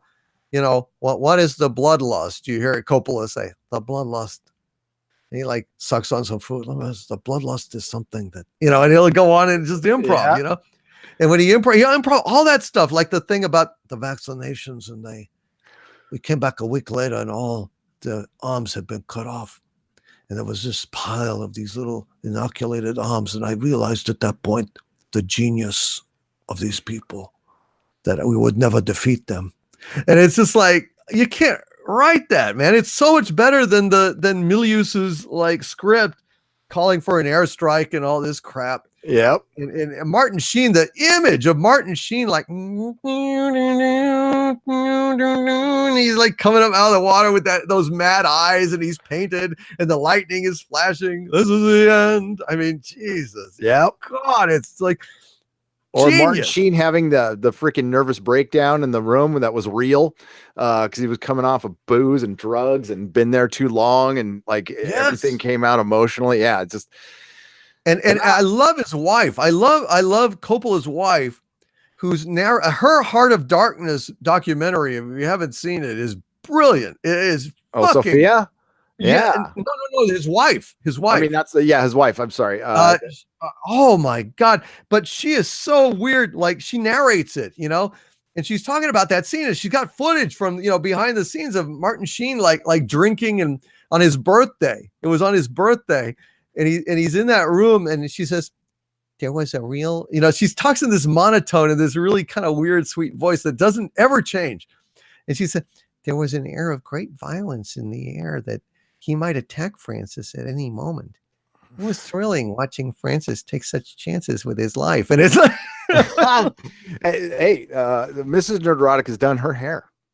Wow. Mrs. Coppola. Yes. Wow. He treated her like shit. Oh yeah. He cheated on her. Oh my God. When that like typhoon hit on that island, and it completely destroyed the sets, and everything was going to hell. He was holed up in a hotel room with a porn star, Francis Ford Coppola was, and the madness that ensued at that time is exemplified by the fact that the crew and the actors at that point broke into his room and grabbed him naked off the bed. The only thing, he could just grab a sheet, and they went to the balcony and threw him over the edge into the pool while this this fucking typhoon is going on. They knew he was in there with the porn star, and I don't know. They were going crazy. And just keep in mind, ladies and gentlemen, I'm just going to state the obvious. These are the people who come out and tell us, the current regime, it's not Francis Ford Coppola, but that kind of stuff is still happening in Hollywood. But these are the people, when they get out in front of the camera, talk about how they want to see less white dudes reviewing movies and stuff like that. But these are the people telling us this. Well, is it anymore, or is that dead? I don't know. I don't know. Those were the good old days, though. I know the well. It's just a different beast. I mean, I know the Vicodin and the oxycodone is flowing in Hollywood like it's been for the last few years. So, let's get to a couple. On that note, hey, Mythos Irving, Canadian $5. Hi, Nerdrotic. Well, hello, Mythos. How are you? Good to see you. Thank you for the Canadian $5 super chat donation. It is good to see you here in the ExoZone. 007 Cloud, thanks again for this $2 super chat. Yeah, that is I need to see Love, Death, and Robots. I do. Mark C, I do too.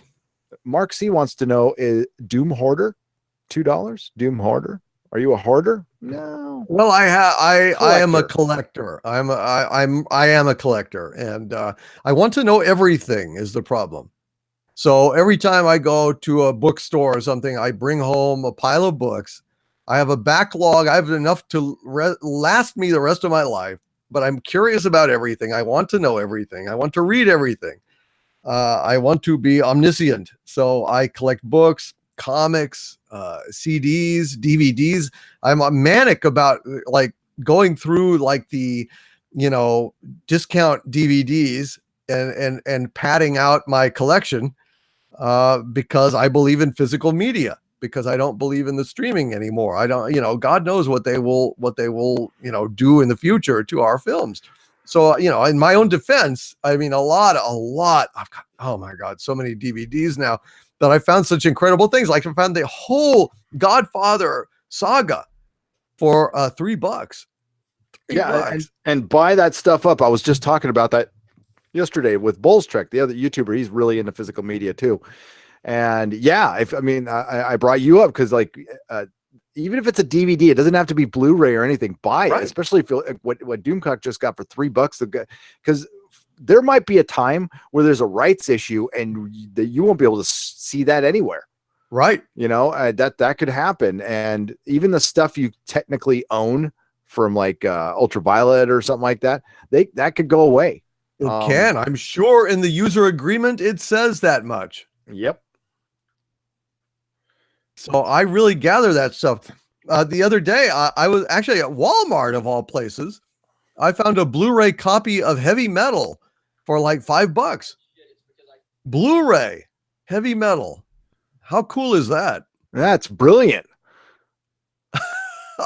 I need to find that too. God damn it. How much was it? Sorry, my phone. Like $5. Dang. I know, like a Blu-ray is just in the bin. And also I got the whole Indiana Jones like 4-disc set for $3. So I'm just like, that's killer. I know, man. I was excited. No, I'm glad I invested. I have my regionless DVD and Blu-ray player, and I have to, once in a while it breaks down. I have a backup, and I bought a couple. They're $100 each. It's not super cheap, but it's good to have because I'm finding a lot of the better Blu-rays are in the UK now and Europe, and they don't even make them available here. Oh man, like Doctor Who stuff is impossible to find here now. Yeah. I mean, like that's old. So yeah, I got a regionless player and started buying stuff from Australia and stuff. It's much better. That's what I need. And in the chat, all your UK fans and all my UK fans, I'm desperate to find the Sweeney and Sweeney 2. I'm talking about the movies. I bought the entire series on DVD and I worked my way through it, the Sweeney. But I cannot find anywhere the goddamn movie, the Sweeney and Sweeney 2. So if anybody has access to those and could post them or put them on YouTube or send me a copy, something, you would have my gratitude because I really want to see them. Yeah. I made a very bad decision yesterday. I decided I want all the, I have all the Doctor Who episodes that are available digital.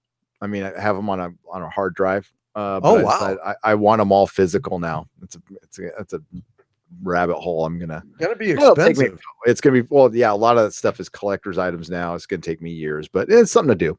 I don't need everything at once. It's fine. North American Vikinger, $2. Community meetup day at the House on the Rock, like the one from American Gods. That would be cool. If we could all get there, that'd be great. I think I'm so pissed. I missed the Star Wars celebration. I don't give a crap. But I mean, yeah, I do give a crap about all the money I lost, but that's a once in a lifetime to meet all those YouTubers and stuff. That sucked, man. Oh, poor kid got sick. Mythos Irving, Canadian, $20. But now a meetup at some point. I will be at Comic-Con. I can do a meetup in San Diego. I'll do a meetup at in Palm Springs. I'll do a meetup at the Star Trek convention in Vegas. Yeah. So Mythos Irving, Canadian, $20. Just came from Yellow Flash's stream. Oh, what's up, Yellow Flash? We were voting on fan memes about the Kick Vic situation. Tug kept voting, so I super chatted, Tug, you cheated, you asshole. He died laughing. Well, hey, if you're not cheating, you're not trying, Mythos. So, and Tug's a hell of a YouTuber, and so is Yellow Flash. And it's a very memeable situation, to be honest with you. It's getting more memeable as the days go by. But yeah, stand with Vic. Yep. Until there's evidence, man. And there is none. And it's good that the man's defending himself, and we'll find out. Discovery is a hell of a thing. It's a hell of a thing. That's why a lot of lawsuits don't really happen because of discovery. Because they crawl up your ass. So Jack Random, $2. Crypto animals, terrestrial or dimensional portal? Great question. Doomcock. Bigfoot, dimensional or terrestrial? I don't know. I mean, it makes sense that it might be dimensional because we just really don't have a whole lot of proof. How would they elude us? How would they go so long undetected with all of our technology and everything else? I it may well be dimensional beings that slide through. And in fact, Nicholas Glenn told me a wonderful story the other day about something similar, about a being that may have slid. They may have witnessed this, a being sliding between dimensions. And someday he will probably share that with us. I'd love to hear that. It was something. I remember when Art started talking about the shadow people. Right. And once he brought that up, the influx of calls that brought in, and listen, I remember it distinctly. It was right at the turn of the century. It was at 99, 98. He started bringing up, he's all shadow people as a subject that started because I saw one. He talked about one he saw. And then a friend of mine, a good friend of mine who I like one of the most honest people I've ever met in the program, in the AA and NA program, told me his shadow person story, which is freaky as hell. I'll try to get him on to talk about it because I can't tell it as well as he was in bed, and somebody, a shadow person, like came into his room. It was vivid as hell, and the way he tells the story was and it's weird how like I had never heard that ever anywhere of the shadow people. And then when Art Bell brought it up, phone call after phone call after phone call. And and that's the theory, is basically it's interdimensional, like it's maybe another dimension phasing through or something. And right. Yeah, it's trippy, man. But as far as cryptos being dimensional, Skinwalker Ranch, yeah. Oh yeah, for sure. I mean, I don't know. I would either it's supernatural, just straight up supernatural, or it's extra dimensional. But something weird is going on. It's like a nexus over there. Yeah, it's like God. Hang on a second. I'm gonna get the name here. So okay, so it's like Skinwalker Ranch is kind of like Sakaar from Thor Ragnarok. which is the planet that was also used in Planet Hulk. But in Thor Ragnarok, it's basically a planet that's at the end of all these portals where all this trash comes in from the universe. That's kind of what Skinwalker Ranch is. It's a, if anybody watched the show Castle Rock, that's what Skinwalker Ranch is. It's a place where time and space, there's just a flaw in the fabric of time and space.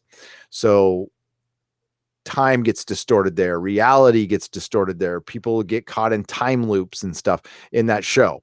And that's kind of it didn't explain the effing ending of that show, but I didn't watch it because Jar Jar Abrams was involved. And as you know, I skip anything that idiot writes or has anything to do with.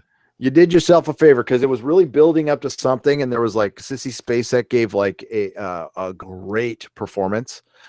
And then it went at the end, you're like, huh? And then I went, oh, JJ Abrams got me again. I'm an idiot. So I blame myself. On that one. You're telling me that a Jar Jar Abrams project built to an exciting pitch and then completely let you down? I know. I cannot fucking believe it. Yeah. Piece of shit. That worthless. I hate Jar Jar Abrams. He is a worthless charlatan. He is a snake oil salesman of the 21st century. He is worthless, people. Don't watch Jar Jar Abrams shit. Boycott episode 9, for God's sake. Yes. So Mythos Irving for Canadian $10 asks, how good at fellatio is Brie? She should have been fired by now. The whole cast hates her. That's a good question. I think she's got pictures more than anything. Maybe there's allegedly some Me Too stuff going on with Kevin. Maybe there's no explanation. I think the reality of it though, Mythos, is they hired somebody based on an Academy Award. They probably didn't do a ton of vetting on how she is in public because she probably hadn't had a lot of press appearances prior to this. And they're seeing it now. And to get rid of her would be, listen, her movie just made $1 billion. So they're going to say $1 billion all the time. $1 billion. Well, you know what? A lot of crap has made a lot of money. So I think we'll see how she does.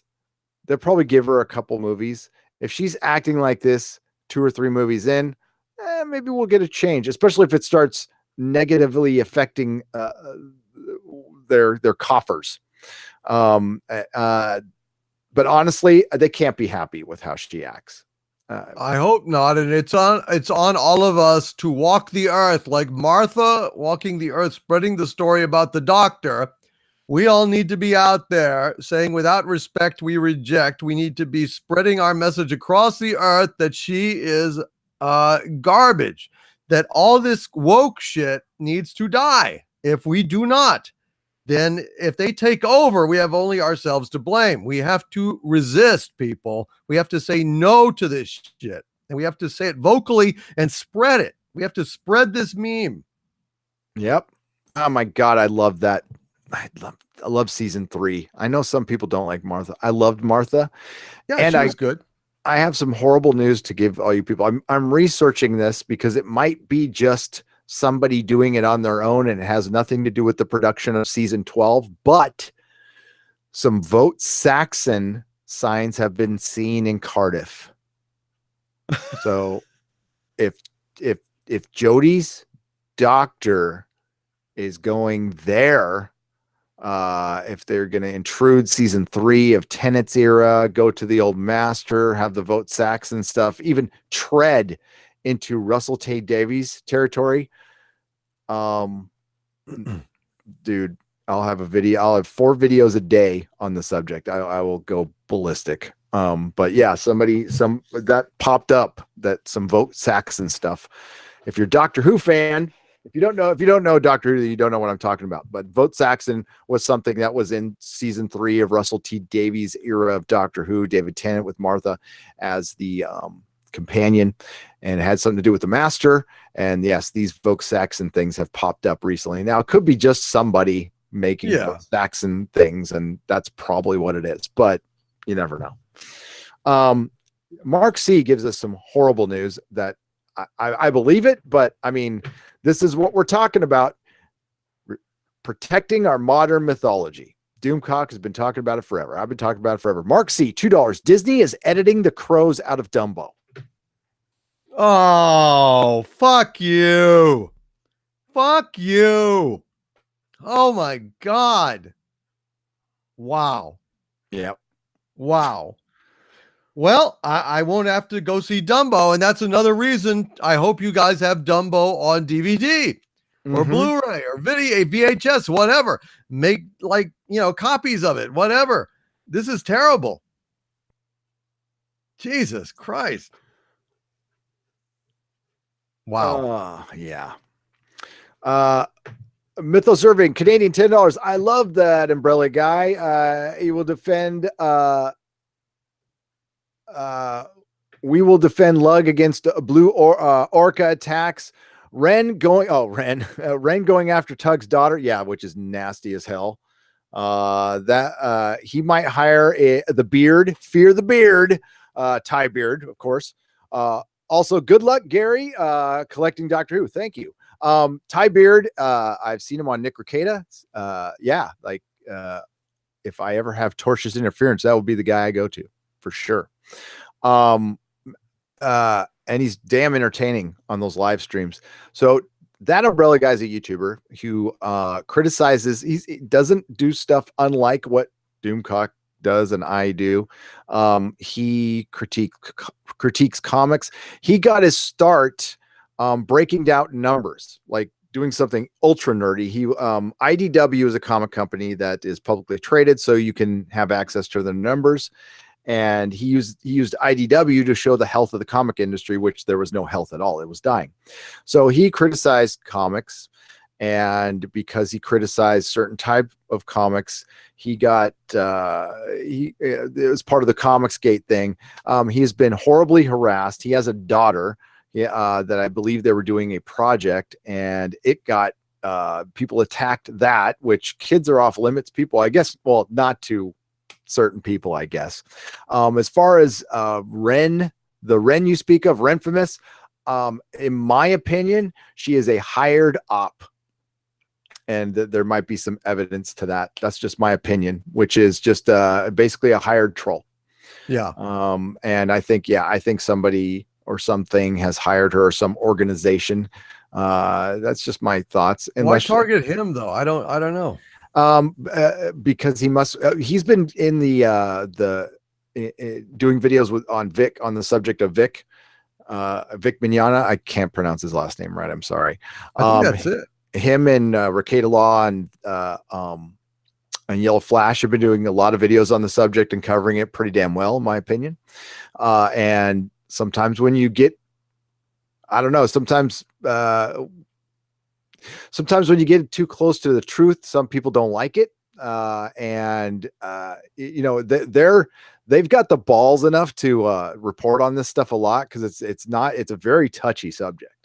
And they have been like, they nutted up and they reported on this a lot. And I think they've done a lot of work, and they've been, especially when you go against the grain, they're very anti SJW NPC, and they've been doing good work. But that puts you out there for attack. And Tug's he's had his life threatened. People have called his work. I mean, like, I complain about a little copyright strike. It's nothing compared to what that dude's going for. And if somebody ever went after my kid, he's being he's being a gentleman about it, and he's defending himself. I'm sure he doesn't like this shit, and I wouldn't either. But I don't know. I'm kind of psycho dad when somebody goes after my kid, so I don't know. I support Tug all the way, man. So I hope this shit gets dealt with soon for him, and he can just go back to I don't know. He knows what he's getting into though. So that's the thing, is like, and he's not going to back down from this shit. Just from, I mean, I've been listening to him for a long time, so he can handle it, man. He's a man. So at least it's not Ram Ranch. What's Ram Ranch? That sounds like a bad place to go. Ram Ranch. Canadian $2 from Mythos Irving. And Jar Jar made it It is a Ram Ranch. Jar Jar sucks. I asked this question. Were you? I don't think you're on the live stream. I asked the question like Jar Jar gets Spielberg money, Doomcock. Yeah. What has he done to earn it? Like what movie, what classic film has he done? Like he hasn't the best. Nothing. I mean, like Nothing. Nothing. Like the guy's done nothing. He's made a couple of seasons of decent TV with Alias and Fringe. That That's all it. ended badly. Yep. Fringe actually, well, it wasn't that, it didn't really end badly. You know, that's kind of like an anomaly. And he even had Akiva Goldsman working on it. But it actually wasn't all that bad when you get right down to it. But in general, that's the exception that proves the rule. Everything else I've ever seen that Jar Jar Abrams did just died, you know.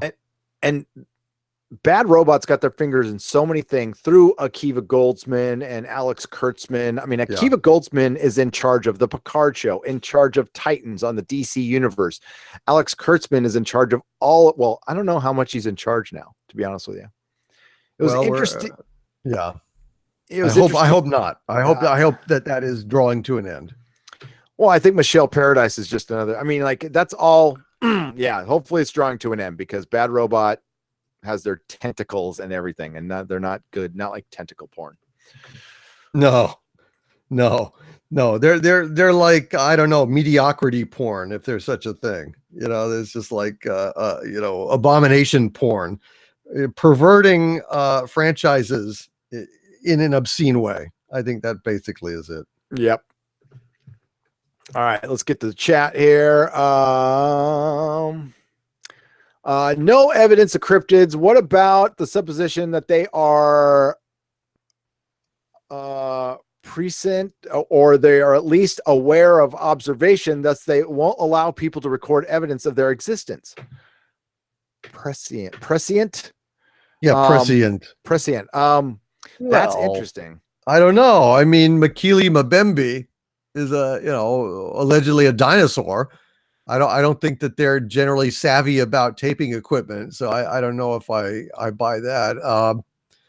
Bigfoot, I don't know. Bigfoot may be, I think that there's a level of intelligence on Bigfoot. I mean, I think that they've actually been alleged to be intelligent. So there's a little bit more believability there that they might be concealing or hiding or extra dimensional in some way. I don't know. What do you think? That's a tough one. I think I go back. I've talked about this before. I go back and forth on Bigfoot, but the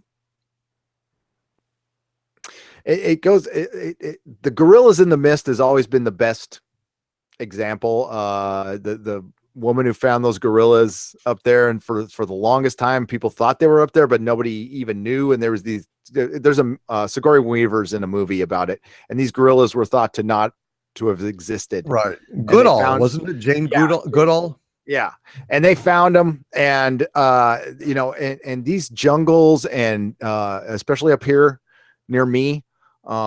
If you go north in California, there is thousands of square miles of places where no man has set foot, supposedly. That just forest forever. And I could see something existing in there. Plus, Bigfoot has been seen so many places all around the world. There's got to be something to it. I mean, like, there's got to be something to it. It's just weird. I agree. It's not just out of the blue, No. But as to the nature of these things, I don't know. No, that's the trickiest thing. But there's going to be like a point where, where I mean, kind of like Nessie, you know what I mean? Like I don't, unfortunately, I'm with you. I don't believe in Nessie anymore. There's just no way. There's been too many frauds. Here, I got a little bit of UFO. Let me turn the sound down on this. We'll see if this is any good. Oh yeah, there you go. There's your triangle. Triangle filmed in Texas. Over San Over Antonio. San Antonio. Over your house, Comics Division. I saw you in the chat. Look at that, son of a bitch. Yeah. Yeah, a government craft or aliens? I don't think it's a government craft. don't think so. I think it's BS. I think that they've filed these patents or something to make people believe it might be a government craft. Oh, that's a good point. You know, like, oh, all these things. This is like a predominant form, so let's go ahead and patent this stuff and let it leak, and then people will say, "Aha, they've got it." I don't know though. It's impossible to This say. is seen everywhere. This is starting to be seen everywhere. So if it's a government craft, you think, listen, guys, we see this shit everywhere. So if you have this, if we can just float.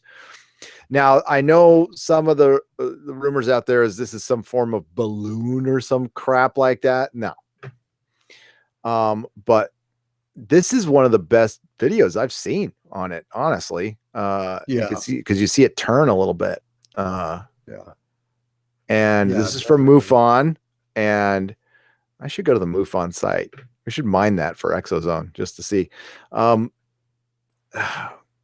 It's weird though. Going to like contact in the desert and stuff, and you talk to these people giving lectures, you find all the dirt, and apparently in the UFO community there is just tons of infighting. Like, it's just egos, and they talked about it on the Skinwalker Ranch documentary on how that Bob Bigelow, that billionaire, offered $1 million to invest into UFO research. The only condition he put on it was, you guys need to get along. And it's funny hearing Richard Dolan, the very calm Richard Dolan, talk about it. He's all, they fucked it up. He's all, they couldn't get it together to get this $1 million. They fucked it up. Oh, no, it's George Knapp who said that. Wow. That's brilliant. That is cool as hell. I'll look at that one more time. Man, there, it's turning right there. Yeah. Well, it's definitely there. And Yep. I don't think it's a hoax. No, it goes behind a little, like a little cloud there. You can see it focus on the phone when we come in right here. It like, oh, maybe it was earlier in the video. Hang on. It guys kind of goes out of focus and comes back in. There, right there. Wow. Yeah, that's cool. That's cool. That is. Good call. I'm sure we'll see Tyler put it up sometime. It'll be all Tyler. How Tyler starts every video. I'm sorry, I've been away for a while, guys. I've got insomnia and shit. And here's a video. Yeah, He's got a little lisp when he talks. Listen, I love Tyler. Oh, I love Secure Team. They're awesome. Yeah, and I can't imagine. Like, yeah, it's weird. I can't imagine having millions of subscribers, too. Like, no, you'd have to hire help. I feel like I'm at that point right now. It's like, wow, it's a great problem to have, believe me, but I've never experienced anything like this, so I don't kind of know what to do sometimes. I take it in little small bits. Anytime I get overwhelmed by something, I'm like, today I'll sit down and I'll answer 10 DMs on Twitter and 10 emails, and I'll take a break, Oh, that's good. Yeah, I need to set some kind of limits. I'm just wildly swinging between obligations and trying to, get things out, and it's difficult. Oh yeah, especially when you're recording videos and you're editing, that takes hours. So yes. Okay, so I'm gonna I know you're supposed to read every super chat, but I'm gonna kind of elaborate. Well, use my own wording for this just to be safe. But Mythos Irving, thank you for the Canadian $5 super chat. So he says a ram ranch is a place for exactly what you think a place called a ram ranch would be called, and it's not a ranch for rams, for like the animals. So it's a ranch for yo backdoor man or woman, whatever. Yeah. Right. little doors there. David Stalker, thank you, Mythos. David Stalker, $10. Classic supernatural is science fiction knowledge not yet understood. If we only had mechanisms for real dimensional transfer or viewing, so many crypto super science natural cases might get solid leads. Yeah. And that's what it might be. As time goes on, we're going to be figuring out, there might be stuff out there we don't want to figure out, Right. And that turns back to the question of the reality of UFOs. And I think about this too much, but I do. I definitely believe they exist. I believe we are not alone in this universe, but the reality of us being visited, it hasn't really sunk in with me. I believe it, but it's like, maybe it's a percentage. It's not 100%. Right. And it's only because I haven't seen it with my own eyes yet. But I do sit and wonder, like, what happens if this happens during our lifetime, if like Oumuamua comes back and says, yeah, we're on our way. We're going to colonize you or something like that. Like, like what would happen? Like, whoa, that make for that would be bad. Yeah. But I don't know, since they haven't made any moves like that. I don't think it's probably coming. I don't know. I don't see any hostile intent or whatever constraints there are on some races that may be hostile. They're still there. I don't know. It's just weird. It's very perplexing that they haven't contacted us. Maybe they're just not interested. They have nothing to say to us. Yeah, maybe we're just insignificant, Yeah. Mythos Irving again for a Canadian $20. Thank you, Mythos. Flat earthers are silly. They are. R.I.P. Eddie Bravo. Even Alex Jones knows the earth is an orb. Yes. Alex Jones is woke to the truth. Brother. Alex Jones. Yeah, what the hell? I didn't know Eddie Bravo died. Yeah. Did he die? Well, this is R.I.P. Eddie Bravo. And I've seen him on Joe Rogan's stuff. So I don't know. What happened? It's part of the quickening. He looks like he's still alive. Is it just R.I.P. because does he believe the earth is flat? Is he a flat earther? Maybe sort of just intellectually Eddie Bravo is dismissed. He is intellectually dead to you, maybe. Yeah, because I was just on the other side of the planet recently, and there's a thing called a time difference, and the sun is up over there when it's not over here where I am now because the earth is round. Yeah. And I was in a plane, and you can see that the earth is round. Yeah. Well, actually, the sun is a spotlight, Gary, and it moves around like it shines in a path over the earth. Oh, okay. Because we cannot trust our senses, because the deity wanted to fool us, because it's a trickster deity. And so all the actual observed laws of nature are really cruel tricks by some ultimate trickster. Either that or the earth is round. Or the earth is round. That'd be a simpler explanation, but who knows, right? It's just idiotic. The whole flat earth thing. There's no even point even in talking about it. It's just pointless.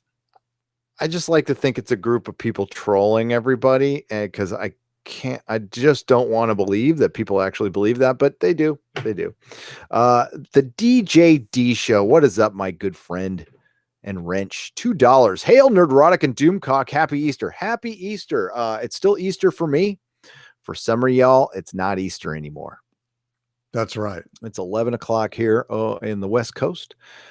Cleve Bourbon for $5. Yesterday, I watched a video where Gary had where Gary had no beard and Doomcock was called Thunder Dick. What? Mandela effect. Mandela effect, I guess. I like Thunder Dick. Somebody needs to take that handle. Doomcock and Thunder Dick. Sounds like it sounds like Tango and Cash. That's right, a buddy detective show. Yeah. We like have like you've got a match hanging out of your mask that you're chewing on, and I'm chewing on a toothpick, and we both have we have like a Camaro and aviator glasses on, and mullets, and you have a Yes. mullet outside of your mask, and we are in a Stephen J. Canal production, and we're teaming up with Simon and Simon. Yes, that is happening. I love Simon and Simon, by the way. Thank you, Cleve. There are videos with me with no beard on this channel, unfortunately. So I when I got the job at Tesla, or when I heard I was going to get the job at Tesla, I had a big, long, scraggly beard. It was longer than this, and I went to go trim it, and I screwed up, so I just shaved my beard for the job interview. Man, I was so pissed when I did that. And I've walked in for the interview, and I walk in the front room, and there's a dude with a giant beard. I'm like, mother cracker. Yeah. So my Star Wars Last Jedi review, I don't have a beard. Just be ready for that. Don't unsub. Mythos Irving for Canadian $2. Flat goddammit keyboard. It's okay. And no need to apologize here. Ask Doomcock. I'm the worst speller and messenger of them all. Jack Random, $5. Gary worked for organization that did Indian consultation here in Wyoming. There are areas they said they will not go into. Google Wyoming Dinwoody Art. Google Wyoming. Okay, I'll Google that right now. Huh. I got time. Interesting. Ooh. That's cool. Okay, hang on. And we're gonna get this up. So it's like rock art, and it is very interesting. I love this stuff. Oh, nice. Good stuff. So one of my moms, I have two moms, long story, not lesbians, was a park ranger at Grand Canyon for many years. And she's really into this stuff, and she knows where all the rock art is and all the weird caves are in New Mexico and stuff. She took me to see stuff like this in New Mexico. Yeah, that is interesting. Wow, it's really, for one, it's beautiful. It's really cool looking. Yeah, those are some awesome drawings. Really good. Yeah, that's awesome. That's good. So the Hopi Indians, Graham Hancock talks about this, and we can bring this in. I'll go into P. Reese after this.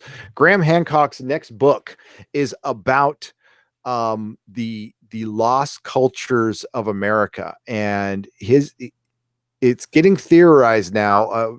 It is believed largely by archaeology, but this is about to be, it's already outdated, that the Clovis culture was pretty much the first culture here in the Americas. They came through the Bering Strait, which was the Bering Land Bridge, and they came from, Eurasia and stuff like that. Well, it's turning out that there's been people here all along. Like, nobody came over here. Like, there were people here all along. They found some evidence recently in San Diego when they were digging up the 56 freeway. I know exactly. It's a freeway that's near Del Mar. And they found a mastodon bone. They found mastodon bones with tool marks on it that dates back 100,000 years. So previously to that, they thought man was in the Americas 12,000 years. So Graham Hancock, I'm going to nutshell this. This will be the Reader's Digest version. Basically believes the Atlantis theory is true, but it is that the whole Atlantis myth came from a mother culture, a giant advanced culture that was world traveling prehistory, that was wiped from the map due to a cataclysm, and that survivors from this culture retaught us how to farm cities and stuff. So that's where Mesopotamia came from. It wasn't the first culture, it was just restarted culture. Restarted civilization. So there was a mother civilization that the Atlantis theory is based on. It wasn't necessarily, or it might have been, Atlantis might have been a city, but it was a civilization. This is Graham Hancock's belief. It wasn't one that could like fly to the moon, but they were advanced enough that they could circumnavigate the globe and map the globe pretty damn perfectly. So he equated it to like a late 1800s civilization. That's how advanced they were. And they were wiped from the map due to a pieces of a comet hitting Earth 12,000 years ago, which ended the ice age for a brief period geologically, 1,000 years. It's called the Younger Dryas, where the ice age ended and then restarted 1,000 years later. Wow. He believes these comets came from the it's not TARDIS. I want to say TARDIS every time. Turids. The Turids meteor stream. It's a meteor shower that we get twice a year. That is the tail of an ancient comet that we fly through twice a year. It's a very dangerous thing, turns out, because those little meteors, there are some big ones. Right. And so we are in danger. He equates it to us crossing the freeway twice a year with a blindfold on. So I think we are in one of those times right now. So it's March, April, and then it's September. We go through it again. It was during that period, he believes, pieces of a comet came down, hit the North American ice shelf, caused a major flood by flash melting a 2-mile deep ice shelf in like overnight, literally. And it just this giant flooded the western, almost the entire United States, and the part that wasn't flooded caught on fire and it just burned. So 12,000 years ago, we lost over 150 species of megafauna, which is anything over 150 pounds died. We had 4 species of elephant that used to be in America. Mastodons, giant woolly rhinos. It is previously believed that man hunted them which is, if you think about it, it's pretty ridiculous, because back then there was like hundreds of thousands of men and there was millions and millions and millions of these animals. God. So they couldn't have, not with these little sticks. And they have found woolly mammoths and stuff flash frozen by the hundreds in Siberia in the permafrost. They are to this day still pulling out tusks, ivory tusks, and they have been doing this for 200 years. For 200 years, they have been the ivory trade. Here, I'll show you a picture, a representation of like how many tusks these are not elephant tusks, by the way. These are mammoth tusks. These are extinct animals that used to be part of the ivory trade, and ivory used to be used for freaking everything back in the late 1800s, early 1900s. Ivory trade warehouse 1800s, and usually there is a drawing, a representation of a warehouse in the UK that has is that an actual picture? Yep, here you go, folks.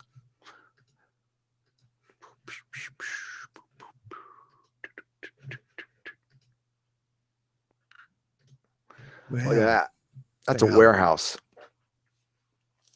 And those are all mammoth tusks? Mammoth tusks that they have been pulling these out of Siberia for 200 years. They have found like just mounds of bones, just bones. So they were all washed up and killed in one place. There's a God damn it, I can't remember, someplace in Greece. There is a cave where a bunch of megafauna was washed into this cave in a time where they believed the Mediterranean Sea was completely flooded. And then there's also the Mediterranean Sea, which I was just right next to a couple short weeks ago, has over 200 sunken cities in it. They are at minimum 10,000 years old, because that was the last time the water level was that low due to the ice age. So a lot of evidence is being put together by Graham Hancock. I'm not doing it justice talking about it here, but his new book is coming out, and it's centered in the Americas, and it's through his research with Randall Carlson. he's been finding out that there was a giant civilization here that nobody knows about, that could have had its own language. We know dick about it because the settlers, when this place was settled, I don't know, when did you first hear about burial mounds, Doomcock? Oh God, I don't know. Did you I've hear about not it really been elementary up that school, much or? on burial mounds in North America, so I don't know. Probably a couple of years ago, really. Yeah, I mean, I heard about it the first time, I think around 15 years ago. Like, Okay. I never learned about it in school, never heard about it in school. Yeah. I mean, I'm old, they might teach it now, but like never heard about it. And then I thought, well, they were kind of few and far between. And now I find out these burial mounds were fracking everywhere, like everywhere. So there's one here in the Bay Area called Shell Mound that they wiped out for a parking lot for a mall. And yeah, it turns out these mounds were that's how they buried their dead. They built this big earthen mound, and and there was treasures in there. They all got looted over, by the settlers and wiped out. So a major part of our history was completely wiped out. Like, we don't know. Yeah. And the politics behind this is very interesting. When I used to hear that there was some kind of conspiracy by the Smithsonian and government to suppress certain history, I used to think that was balderdash. I was like, no, come on. Why would you suppress history? That's ridiculous. That's the dumbest thing I've ever heard. Until you hear it presented in certain ways. Right. So the cataclysm theory, the reason so many scientists are against really looking into it was so taboo 10 years ago. It's less now, because there's new younger scientists coming in. It's because it kind of debunks part of the climate debate. So Graham Hancock comes out and says, hey, this isn't any reason, like, we shouldn't start throwing trash outside of our cars. We should still look into finding electric cars and, cleaning up Mother Earth and all that crap. But it turns out that the Earth can rebound pretty quick from a cataclysm, geologically speaking. Okay. So Right. extinction level event that damn near wiped out all of humanity and a bunch of animal species forever 12,000 years ago is like a blip. Yeah. That's And- absolutely true. And it happened. And I'm worried we might be due for another one. Yeah. And it turns out we're due for these. They happen quite often. And it turns out that the Earth rebounds pretty quick, a lot quicker than they think. So, I mean, it still wipes everybody out. Don't get me wrong, but the Earth tends to be pretty resilient. So, something like that can happen where something hits the North American ice shelf that causes it caused both nuclear winter and then the greenhouse effect right after that. And, it's a trip. So that's the politics behind it. That's why a lot of scientists are very much against this theory, because it might debunk some current stuff out there. And that's who comes after Randall Carlson and Graham Hancock a lot. And there's also the politics of who was in America first, and they're finding some strange DNA. They found I talked about this with Comics Division. They found Australian DNA in a group, Aboriginal Australian DNA in a tribe in Central America, and only in Central America, deep in the jungle. And that DNA goes back 10, 12,000 years. So that means somebody got in a boat and sailed from Australia to Central America. Wow. And Comics Division mentioned island hopping, but you can, and even if the water level was low, that's still thousands of miles on the water. Thousands. Yeah. God. That's impressive. So yeah, there's a lot of stuff is changing. It's very interesting. So the Piri Reis map, let's take a look at that. Piri Reis map. And this is one of a few maps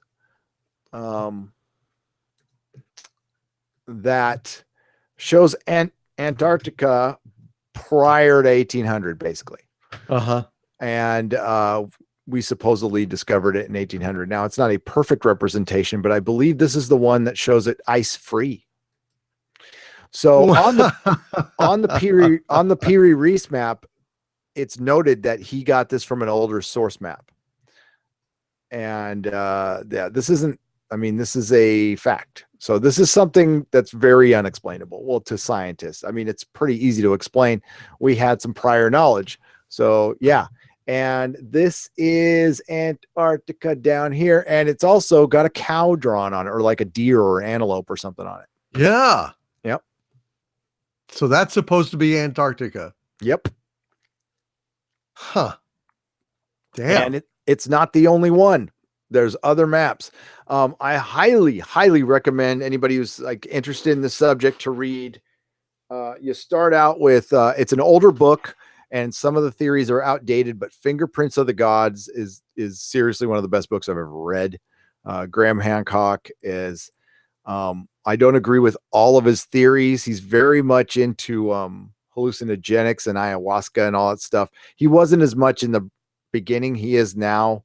And that's cool. If you're into that stuff, that's totally cool. I'm not, but without a doubt, it's been part of our culture. Hallucinogenics and stuff have been part of our culture for thousands and thousands of years.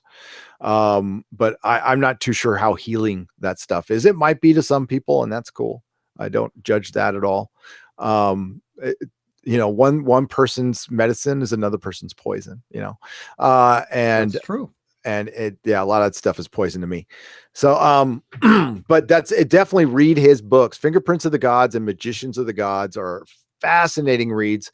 Even if you're, I mean, and he's not super duper woo woo at all. Like he does not believe in ancient aliens at all. He believes that there was a advanced ancient civilization in prehistory that humanity has forgotten about. And there's a lot of people who think that, you know, that's not just him. So it's interesting. I love it. That is very interesting. And yeah. It's weird that we haven't found any artifacts. If they were like roughly of a 1800s level civilization, you'd think that we would find more artifacts. You would. The funny thing is, though, is sediment builds up. And I think what Graham Hancock has been putting forth is the artifacts are right there in front of us, in front of our face, and we're dating everything wrong. And that's what I agree with. Is like the pyramids of Giza are not 4,000 years old. They're more like 12,000 years old. The Sphinx, there's a lot of evidence that it is 12,000 years old. As a matter of fact, there's erosion evidence at the base of it that pretty much guarantees that Robert Schoch, the geologist, and Anthony West, John Anthony West, I believe, have done a lot of work on. Robert Bouval is also one of those people who thinks the pyramids are a lot older. And if you look at a lot of construction, particularly in South America, it seems that a lot of cultures came in and built on the foundation of another, and you will see differences in the stone. And it seems like the stonework from older stonework is the more advanced stonework. Huh. So it's really interesting. Definitely, you know, like Robert Forster. But yeah, Graham Hancock's like and Randall Carlson are they're all over YouTube. They have great lectures. Can't recommend it enough. There's a brand new interview with Graham Hancock out there by a channel called London Real. Unfortunately, you have to watch the second half on their app, but their app is free. So just get their app, watch the thing, and then ditch it, you know. And you can see, and he talks about his new book, and it's really an interesting interview. Talks about how he almost died too. He almost died. He had a couple seizures.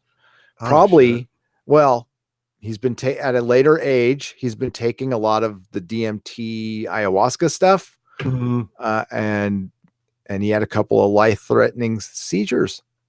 My God, I think there's a connection. Hallucinogenics do effed up things to your spine and your brain. Really? Yes. Oh yeah. Yeah, trust me. Oh no. No. All right, Lauren, are you wouldn't be trolling us, would you? Uh-oh. I'll get to that in a second, Lauren. Thank you, Lauren.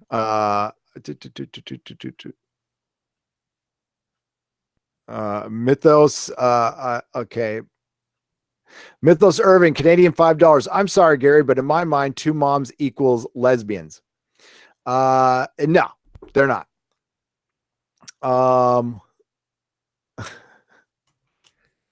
Vaginas ruin everything. Not necessarily. They make a lot of things better too. Mythos Irving for Canadian $5. Yeah. I guess it depends on the vajayjay. Really, it depends. It's kind of like I'm sure women feel that about Johnson's as well. No, I'm adopted, so that's why I've got two moms. That's what I figured. Yeah. Atlantis ruined by front holes. I don't know what that means. You're losing me, Mythos Irving, but thank you for the Canadian $2. Okay. Atlantis sunk because of excess glory holes Oh, that caused civilization to decline as everyone was participating, and there was basically so much vacuumage going on that it opened up a dimensional rift and transported Atlantis to another dimension, sucked it right out of existence. That, sir, is decadence. hedonism. Yes. Hedonism line. Okay.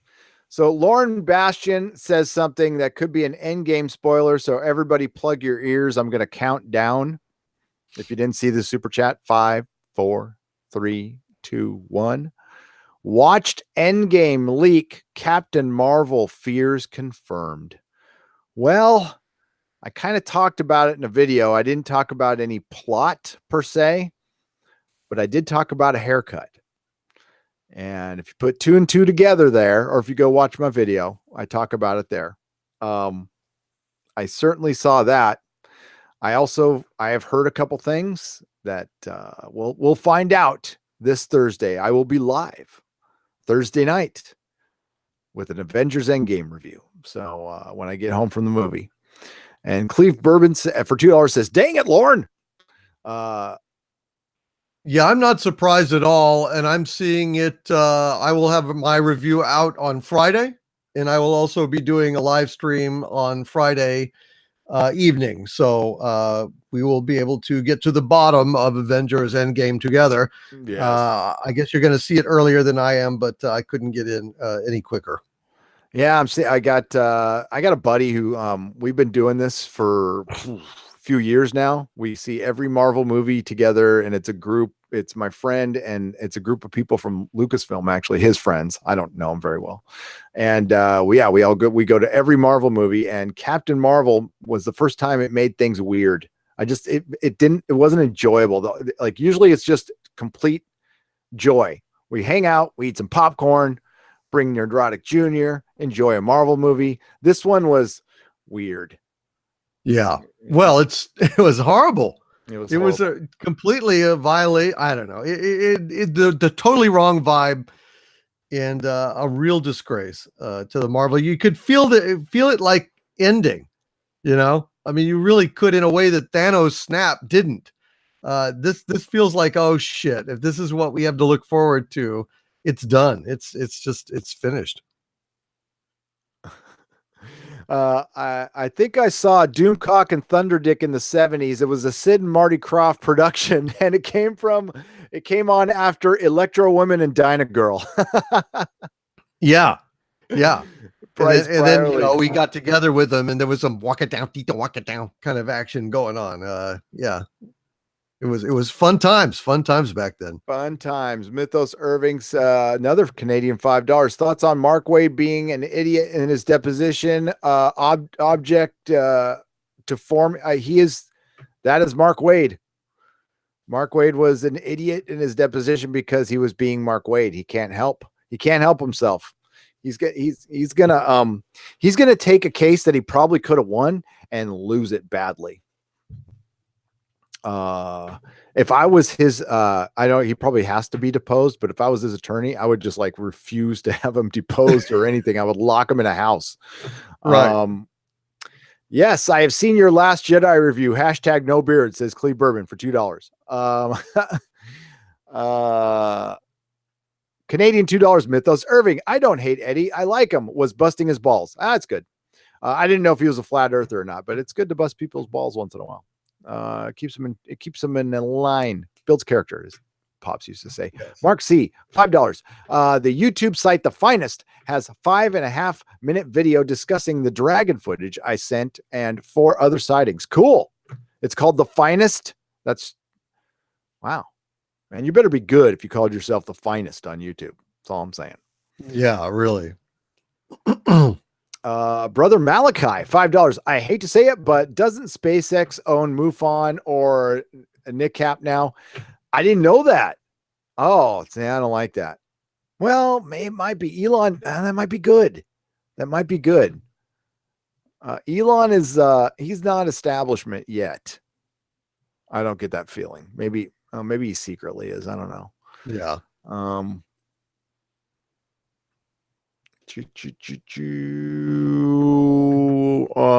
Mythos Irving, Canadian $5 at Lauren Bastion. As I said, front holes ruin everything.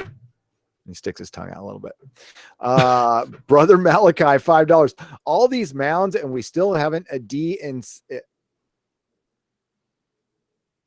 de-extincted the mammoth. We're close to that, Brother Malachi. I think they're on their way of. They're going to have to do it through elephants, though, so it's not going to be a true mammoth. Yeah. But I think they can bring it back. But I don't know if that's good. I think. Yeah, I don't either. I don't know. Yeah, I saw Jurassic Park. I learned my lesson. Exactly. No, but we don't know if like the mammoth carries some kind of pathogen that could wipe out humanity in its freaking spit or something like that. I mean, we don't know. I think things that are gone should remain gone, unfortunately, even though it's sad. Like the dodo bird should remain gone. I am not trolling, I promise, Lauren Bastion, from what I've seen. Okay, I got you. I didn't mean to say you were, Lauren. That's not nice of me to say. No, I believe it entirely. I'm pretty much resigned to this thing is going to stink to high heaven. I was just hoping against hope, Lauren, but I didn't mean to call you a troll. I apologize. Thanks for popping in the super chat. You didn't have to pay to respond to that. That's my bad. Yeah, I don't know why I just don't want to believe it. I totally believe it's happening. I mean, after sitting through Doctor Who, Star Wars, and Star Trek Discovery, it's only natural that it happens to the MCU. Yeah, I mean, it's almost inevitable, isn't it? Yeah, I don't even know why it happen. We can believe it. We can almost not believe that it won't happen. I mean, at this point, we're so beaten down that we expect this kind of thing, and I just the only question in my mind is how bad will it be? That's basically what I'm thinking. At this point, flat Earth is a better argument than the MCU not going woke. I mean, honestly. Mythos Irving, Canadian $5. By front hole, I mean women ran Atlantis. Whammon ran Atlantis. Not hating on women. It's for the lulz. Well, yeah, they turned into a matriarchy and then it sucked into the ocean. It's kind of like when the Doctor got into her TARDIS for the first time and crashed it. It's the same thing. Yeah. It's like Rose Tico got behind the wheel, and what'd she do? She wrecked into Finn. So yep, could have ended it right there. Yeah. She wanted to make out with her boyfriend. I don't know, who doesn't even like her, by the way, because he likes Poe. Finn and Poe. Oh my God, I'm so shipping them. OMG, shipping, hashtag shipping. Pin. Poin. Yeah, what is that? Yeah, what is it? Pin? Yeah, pin. Oh, Jesus Christ. No, there's probably Tumblr sites dedicated to them making out and stuff. And it's like, yeah. Is that button handy? I hope that button's close. Oh, it's always within reach. Don't worry. Hey, Mythos, I know you're messing with me, man. You don't have to tell me super chat. It's all good. It's all good, brother. Canadian $5. Yeah, I feel like I have a pretty decent sense of humor. You can make fun of me pretty much about everything. I don't care. But thank you, Mythos Irving. Lots of super chats, man. Canadian $2. Dodo lives matter. How dare you, Gary? They're dead for a reason, Mythos. They were ugly, foul. They were. No, I'm just kidding. I'm sorry. Feel Dodo. bad for the dodos. Well, they should have learned how to run, you know. I know. Cleve Bourbon for $5. Brie Larson and Michael Burnham shall be repurposed to have Doomplomium? Wait, Doomlopian tubes and give birth to Doomcock's new army. Doomlopian tubes. Doomlopian tubes. I love that. Doomlopian We can go ahead tubes. and genetically alter them and just make them brood mares to go ahead and incubate a army of Doomcocks. Doomcocks coming out of their Doomlopian tubes. Doomlopian tubes and give birth to Doomcock's new army. They'll fight, but they're hella dumb.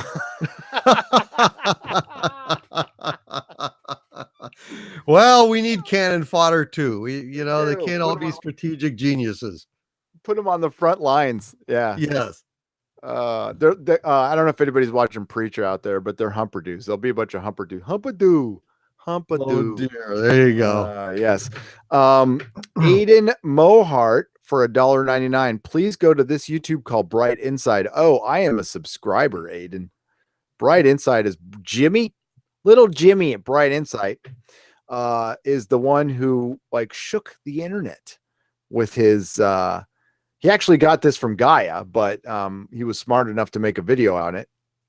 So Atlantis is possibly the Eye of the Sahara, the Ricard structure, which really is interesting when you look at it and you consider the measurements and consider its location. It's an interesting thought. So Atlantis is a city believed to be a city of concentric circles with water in between. So this Ricard structure is that. Wow. It's, wow. Interesting. The Ricard structure. Let's look it up. So, yeah, it used to be an ocean 200 million years ago or something. So it makes sense that maybe it could have sunk. And then the waters receded, and now this structure is all that's left. Check it out. So, well, I guess probably first I should show you the city of Atlantis, but there's the Ricard structure. Okay. Wow. And this is in in Africa. You can see it from space. Holy shit. So there is your center ring, and right in the middle, this is key here. Right in the middle, there is a fresh water well spring, but on the outside, it's all salt water. This is miles from the ocean, but here I'll show you. Okay, so I'm gonna pull up what Atlantis looks like, city of Atlantis. And then I'm gonna, after this, go watch Jimmy's video if you haven't seen it. It's got 1 million views, so I mean a lot of people have seen it. So there's a good picture of the city of Atlantis, of what it was supposed to look like, as described by Plato. Wow.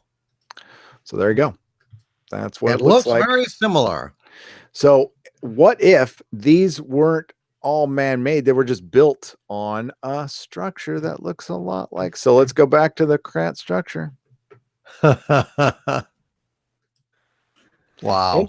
Interesting. Okay, so I will listen. I'll show you how easy it is to find the Ricard structure on Google Maps. It takes 2 seconds, man. Trust me. I don't want to give up. You know what you are doing. What am I doing? Okay, here we go. There's San Francisco. That's where I am right now. Hang on. Okay, so there's Sweet home San Francisco. Oh, it's not as good as San Diego, where I grew up. And then we're going to go over here. Hello, Earth. Right there. Wow. There it is. Oh, it's huge. It's massive. So it is about 35 miles across. And it's, I mean, like within, it matches Plato's description of the rings damn Yeah. near perfectly. There are mountains to the north that were covered in rivers. Well, you can see ancient rivers, ancient mountains. And here's the key, folks. So it's a little far from the coast. But if you back up, so you got to know a little bit about the Sierra. The Sierra, the Sahara Desert, not the Sierra Desert. This is all new. This is all 6,000 years ago. It was lush. So what caused desertification that fast? Usually that takes millions of years, not thousands. So A giant tidal wave, perhaps? Giant tidal wave. Doesn't it look like, for one of the theories of where all the sand came from is the bottom of the ocean. Right. And, say a giant meteor, I don't know, just goes down right here. 1,000-foot wave, boom, goes over the whole thing. I'm just throwing it out there. I don't know this for a fact, but it certainly looks like something washed all this stuff away. Like it came in, it came out. Yeah, you can even looks like drag marks on the features. Yep. Like going towards the water. On the ridge there, right there by the M. Right there. It almost looks like that stuff is going in that direction, doesn't it? Yep. So nobody knew this thing was here until we went into space and saw it. It's in a extremely remote part of a extremely dangerous country, Mauritania, where it's in like the top 5 most dangerous places on Earth. So people aren't going there. There have been archaeological trips there. They have found stuff. There's a lot of evidence. You got to go to Jimmy at Bright Insights video, and then you go, if you want, you got to go Gaia, but you have to pay at Gaia. And there is a documentary on it. It's fascinating. It's very interesting. It's very interesting. But That's amazing. So cool. I was right. Right there. Boom, boom. Where's Malta? Where am I? Okay, yeah. So I was right there. Nice. No, right there. Licata. That's where I was. Right in there. And I drove all around the entire island. And I guess when I was at that point, that was the closest to Africa I've ever been. I think it was like 50 miles. It was pretty trippy. This part close. This part of the island right here, going to Palermo, it's all tunnels. They dug out this entire part. This whole highway is tunnels. Wow. Yeah, it's weird. It's really weird. So there you go. Sweet, man. Well, I don't know. I think that's plausible. Pretty trippy stuff. Yeah, it makes sense. The sand and the salt water and the fresh water well. I mean, it's just I bet that's Atlantis. And Brother Malachi said $5. Remember, the Sierra used to be green, and its main export was salt in antiquity. Why? Because it was flooded. There you go. Did you ever watch Disney's Atlantis animated movie? I did not, Nicholas Horton. I didn't. But prior to the channel, I'm like, I don't like Disney. I've never liked Disney. Yeah. Never been a fan of it. Thank you for the £2. Mythos Irving, Canadian $5. Why? That's why we could find Atlantis where we're looking in the wrong place. It was on the land. It didn't sink at all. It just got flooded. And if you look at, if you read Plato's, he's written 2 things on it. It wasn't really flooded. It turned into mud. He talks about how it turned into mud. Is that the brown eye of the Sahara? Maybe. We live in a matriarchy. Thanos snap would look real good about now, says Mythos Irving. We're not there yet. What's it called when men and women rule together? It's like not an oligarchy or something like. I don't know my words. It's getting a little late. Marriage. Yeah, it's called a marriage. That works out pretty good most of the time. I mean, Yeah. 50% of the time, but I'm in a good one. So, they're not all bad. But what's going on in Hollywood, Mythos, is what's called an overcorrection. And basically, Star Trek Discovery tried to right all the wrongs of Hollywood in one franchise and ended up burying it instead because they forgot to tell a story. Yeah. Oh God, yeah. Yeah. Worthless, absolutely worthless. Fucking, oh man. They told a story. It was gibberish, however. We're gonna hear when you get to. There's a certain point in the episode, the entire world is gonna hear it when you get there. Yeah. Tomorrow, sometime tomorrow. Oh boy. Well, we're waiting. We're patiently take your time. It's okay. The series is over. A big one. It's gonna be a big one. I only made it 15 minutes in, already had 10 pages of notes, so I fear it's going to be quite a epic review. Yeah, good. Mine will be a little short. I cut to the chase because I've already done 2 videos on it already. So I kind of cut to the chase, and I mix in Anti-Trekker did a viewing party that's like 3 hours long, but his reactions are freaking gold. So I cut in a couple of those in because he like spurgs out so hard on a couple times. It's hilarious. Comedy gold. And it's like just seeing this 51-year-old guy just lose it. He has a little punching bag when he gets pissed. He starts hitting the punching bag. It's funny as hell. It's good stuff. All right. It's getting late. I think we should I think especially for you, man. Thank you. Sorry, man. I get the babbling and stuff. I know you're a trooper, but goddamn, it's late for you. I'm sorry. Oh, no problem. No, I'm used to it. This was a great time, man. I always have fun with Doomcock. So, if you're watching this, I'm going to keep it up here on the channel for a little teeny bit, but then I'm going to take it down and it's going to go on Nerdrotic Live. And that's where all of the ExoZone stuff will live. I'm sorry about that, but it's kind of an algorithm thing. And it sucks. And YouTube really doesn't like us people talking about UFOs and stuff like that anymore, unfortunately. I mean, at least we're still allowed to do it, but it's I don't know why. I don't get it. Yeah, I don't know. It's not a political thing. I don't understand why they would be coming down against it so hard, but seems that they are. Yeah, it's almost like they want to control the information. According to Bill Burr, they like to pick and choose what they want about being like men. Yeah. Well, I mean, you can't.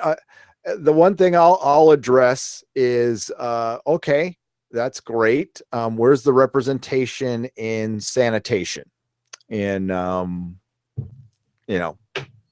in roadworks, in infrastructure? There's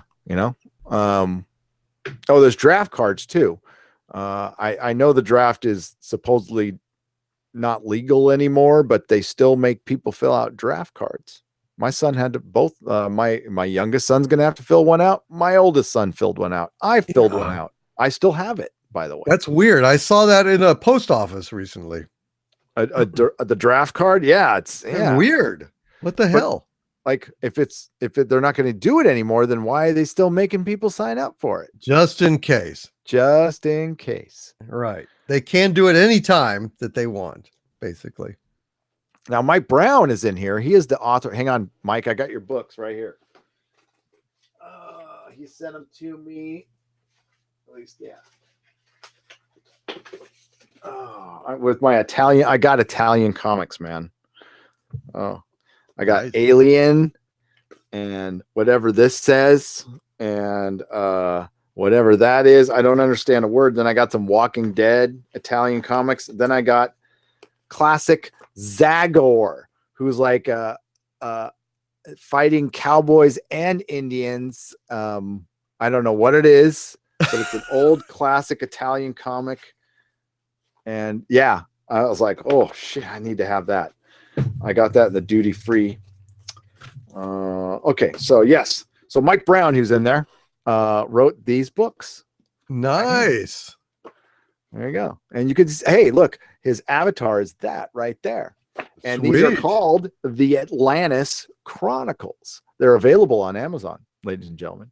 So he sent me these, very, very generous, and I'm going to review Well done, sir. Yes. And I showed you this. I got the Colossus, the Dr. Forbin project from Colossus. Dr. Forbin is in the chat Yes, there. as did I. Absolutely. Yes. But I haven't been to my P.O. box lately. I need to go. All right, everybody. Hey, thank you for all the super chats. And my God, Mythos Irving. That's a lot of super chats, man. And thank you so much, everybody. And thanks for hanging out at the ExoZone. I got a couple more to read, then I'm going to have you plug your stuff. Mythos Irving. You missed the one before, Gary. Read it. Men and women should be equal. In my opinion, feminists don't want that. No, they don't. Well, a certain type. Okay. Right. The intersectional feminism is the particular problem, because that's almost a I don't want to say racist. It's like a bigoted version of it, because everything has to be separated into groups, and you can't judge anything as an individual. Everything has to be separated into a group so we compare each other against each other for eternity, which is bullshit. So sorry about that, Mythos Serving. I would have gone through it again, but thank you very much. Cleve Bourbon, $5. I'll send you my novels if you want. They're fantasy, not that kind of fantasy. Oh, that'd have been okay too. No. Yeah, please. P.O. Box is on my website, and it's in the about section of this channel too. Loquacious Primate for $5. Have you kept up on the recent research in cyclobin by many universities? Started out on terminal limited groups, but moving to healthy populations. No. What's up with that? I think is it like psilocybin? Psilocybin. There it is. I said cyclobin. Psilocybin. Yeah. They were using DMT. They wanted to see how it would work on PTSD, and it was inconclusive, but they're using mushrooms for PTSD now too. And that might help. But man, the thing is not non-scientific here, Loquacious Primate, just actual use. You hit the wrong person with hallucinogenic, and I've seen it. I've seen people never come back, never ever come back. So, that's it. I don't know if it's worth the risk, because you hit the wrong person and they just don't come back. And yeah. Third wave is a problem. Christian Hoff Summers is great, says Mythos Irving. Canadian $5. Okay, everybody. Doomcock, please plug your channel. My channel is youtube.com/overlorddvd. I have a Patreon with tons and tons of exclusive content on it that isn't available on YouTube. Recently, just today, I posted a full-length movie commentary on Raiders of the Lost Ark. Yeah, that's the kind of stuff I do. I'm also going through every single Star Trek episode and doing DVD commentaries on those. So also subscribestar.com/Doomcock and a merch store, Zazzle.com/DVD Shoporama. And hopefully this week I have something pretty cool coming out, something pretty funny. So watch for that this next week. Nice. And that's about it. Zazzle. Yeah. Hey, I've got merch. It's but you can see it on my channel. I got people have been buying the shirts. Kind of stoked about that. That's cool. I'm going to be wearing them every day at Comic-Con. So yeah. So what's in my future? I'm going to Contact in the Desert for ExoZone May 31st through June 4th. Following that, I'm going to Comic-Con in San Diego. And then I'm going to been a lot of traveling, believe me. And then I'm going to Vegas for the Star Trek convention. Not going to miss that. Not going, especially because it's my birthday. So Mrs. Nerdrotic is taking me. Yeah. So, well, I'm trying to lure YouTube channels to come with me, including you, but I know it's it's an expensive venture. But I don't know. Vegas can be cheap to stay. Yeah, I love Vegas. Yeah, I love Vegas. So and plus I have a place where we could do a meetup. It's called the Millennium Fandom Bar, and I know the owner, and I'm sure I could talk him into hosting a bunch of YouTubers to do like a live stream and a hangout in Vegas during Star Trek convention, kind of like they did at Star Wars Celebration. And that's what inspired it, because I missed Star Wars Celebration. I'm like, fuck, I want to do something now. So and certainly all those people are welcome too. And they don't have to go to the Star Trek convention. They can just hang out in Vegas. That's true. Yeah. So that's and plus it's a great write-off. Oh, yes. Have write-offs. So yeah. So yes, birthday, Vegas, hookers blow, hangover. There would have been a day. Yes. Yes. But it's I could have my wife probably dress up as one for me if I really needed her to. She's a good woman. Tax write-off. It's the Millennium Flamingo Bar. No, blast it. It's the not the Millennial Flamingo Bar. I didn't catch that. The Millennium Fandom Bar. It's like a sports bar, but it's a nerd bar. It's by the Stratosphere. All right, everybody. So I'm going to get to bed now because I'm starting to lose it a little bit. Well, losing it further. And if by any chance I'm going to run up here. Okay. If I missed any super chats, I will make up for it tomorrow on the Nooner. Okay, guys. Thank you for all the super chats. Thank you for watching the ExoZone. Again, this will be on Nerdrotic Live in about an hour or two. So it'll be up here for a little while, though. So everybody have a good night. Go to nerdrotic.com for my live stream schedule. And may the small folks sing songs of your greatness. Ciao.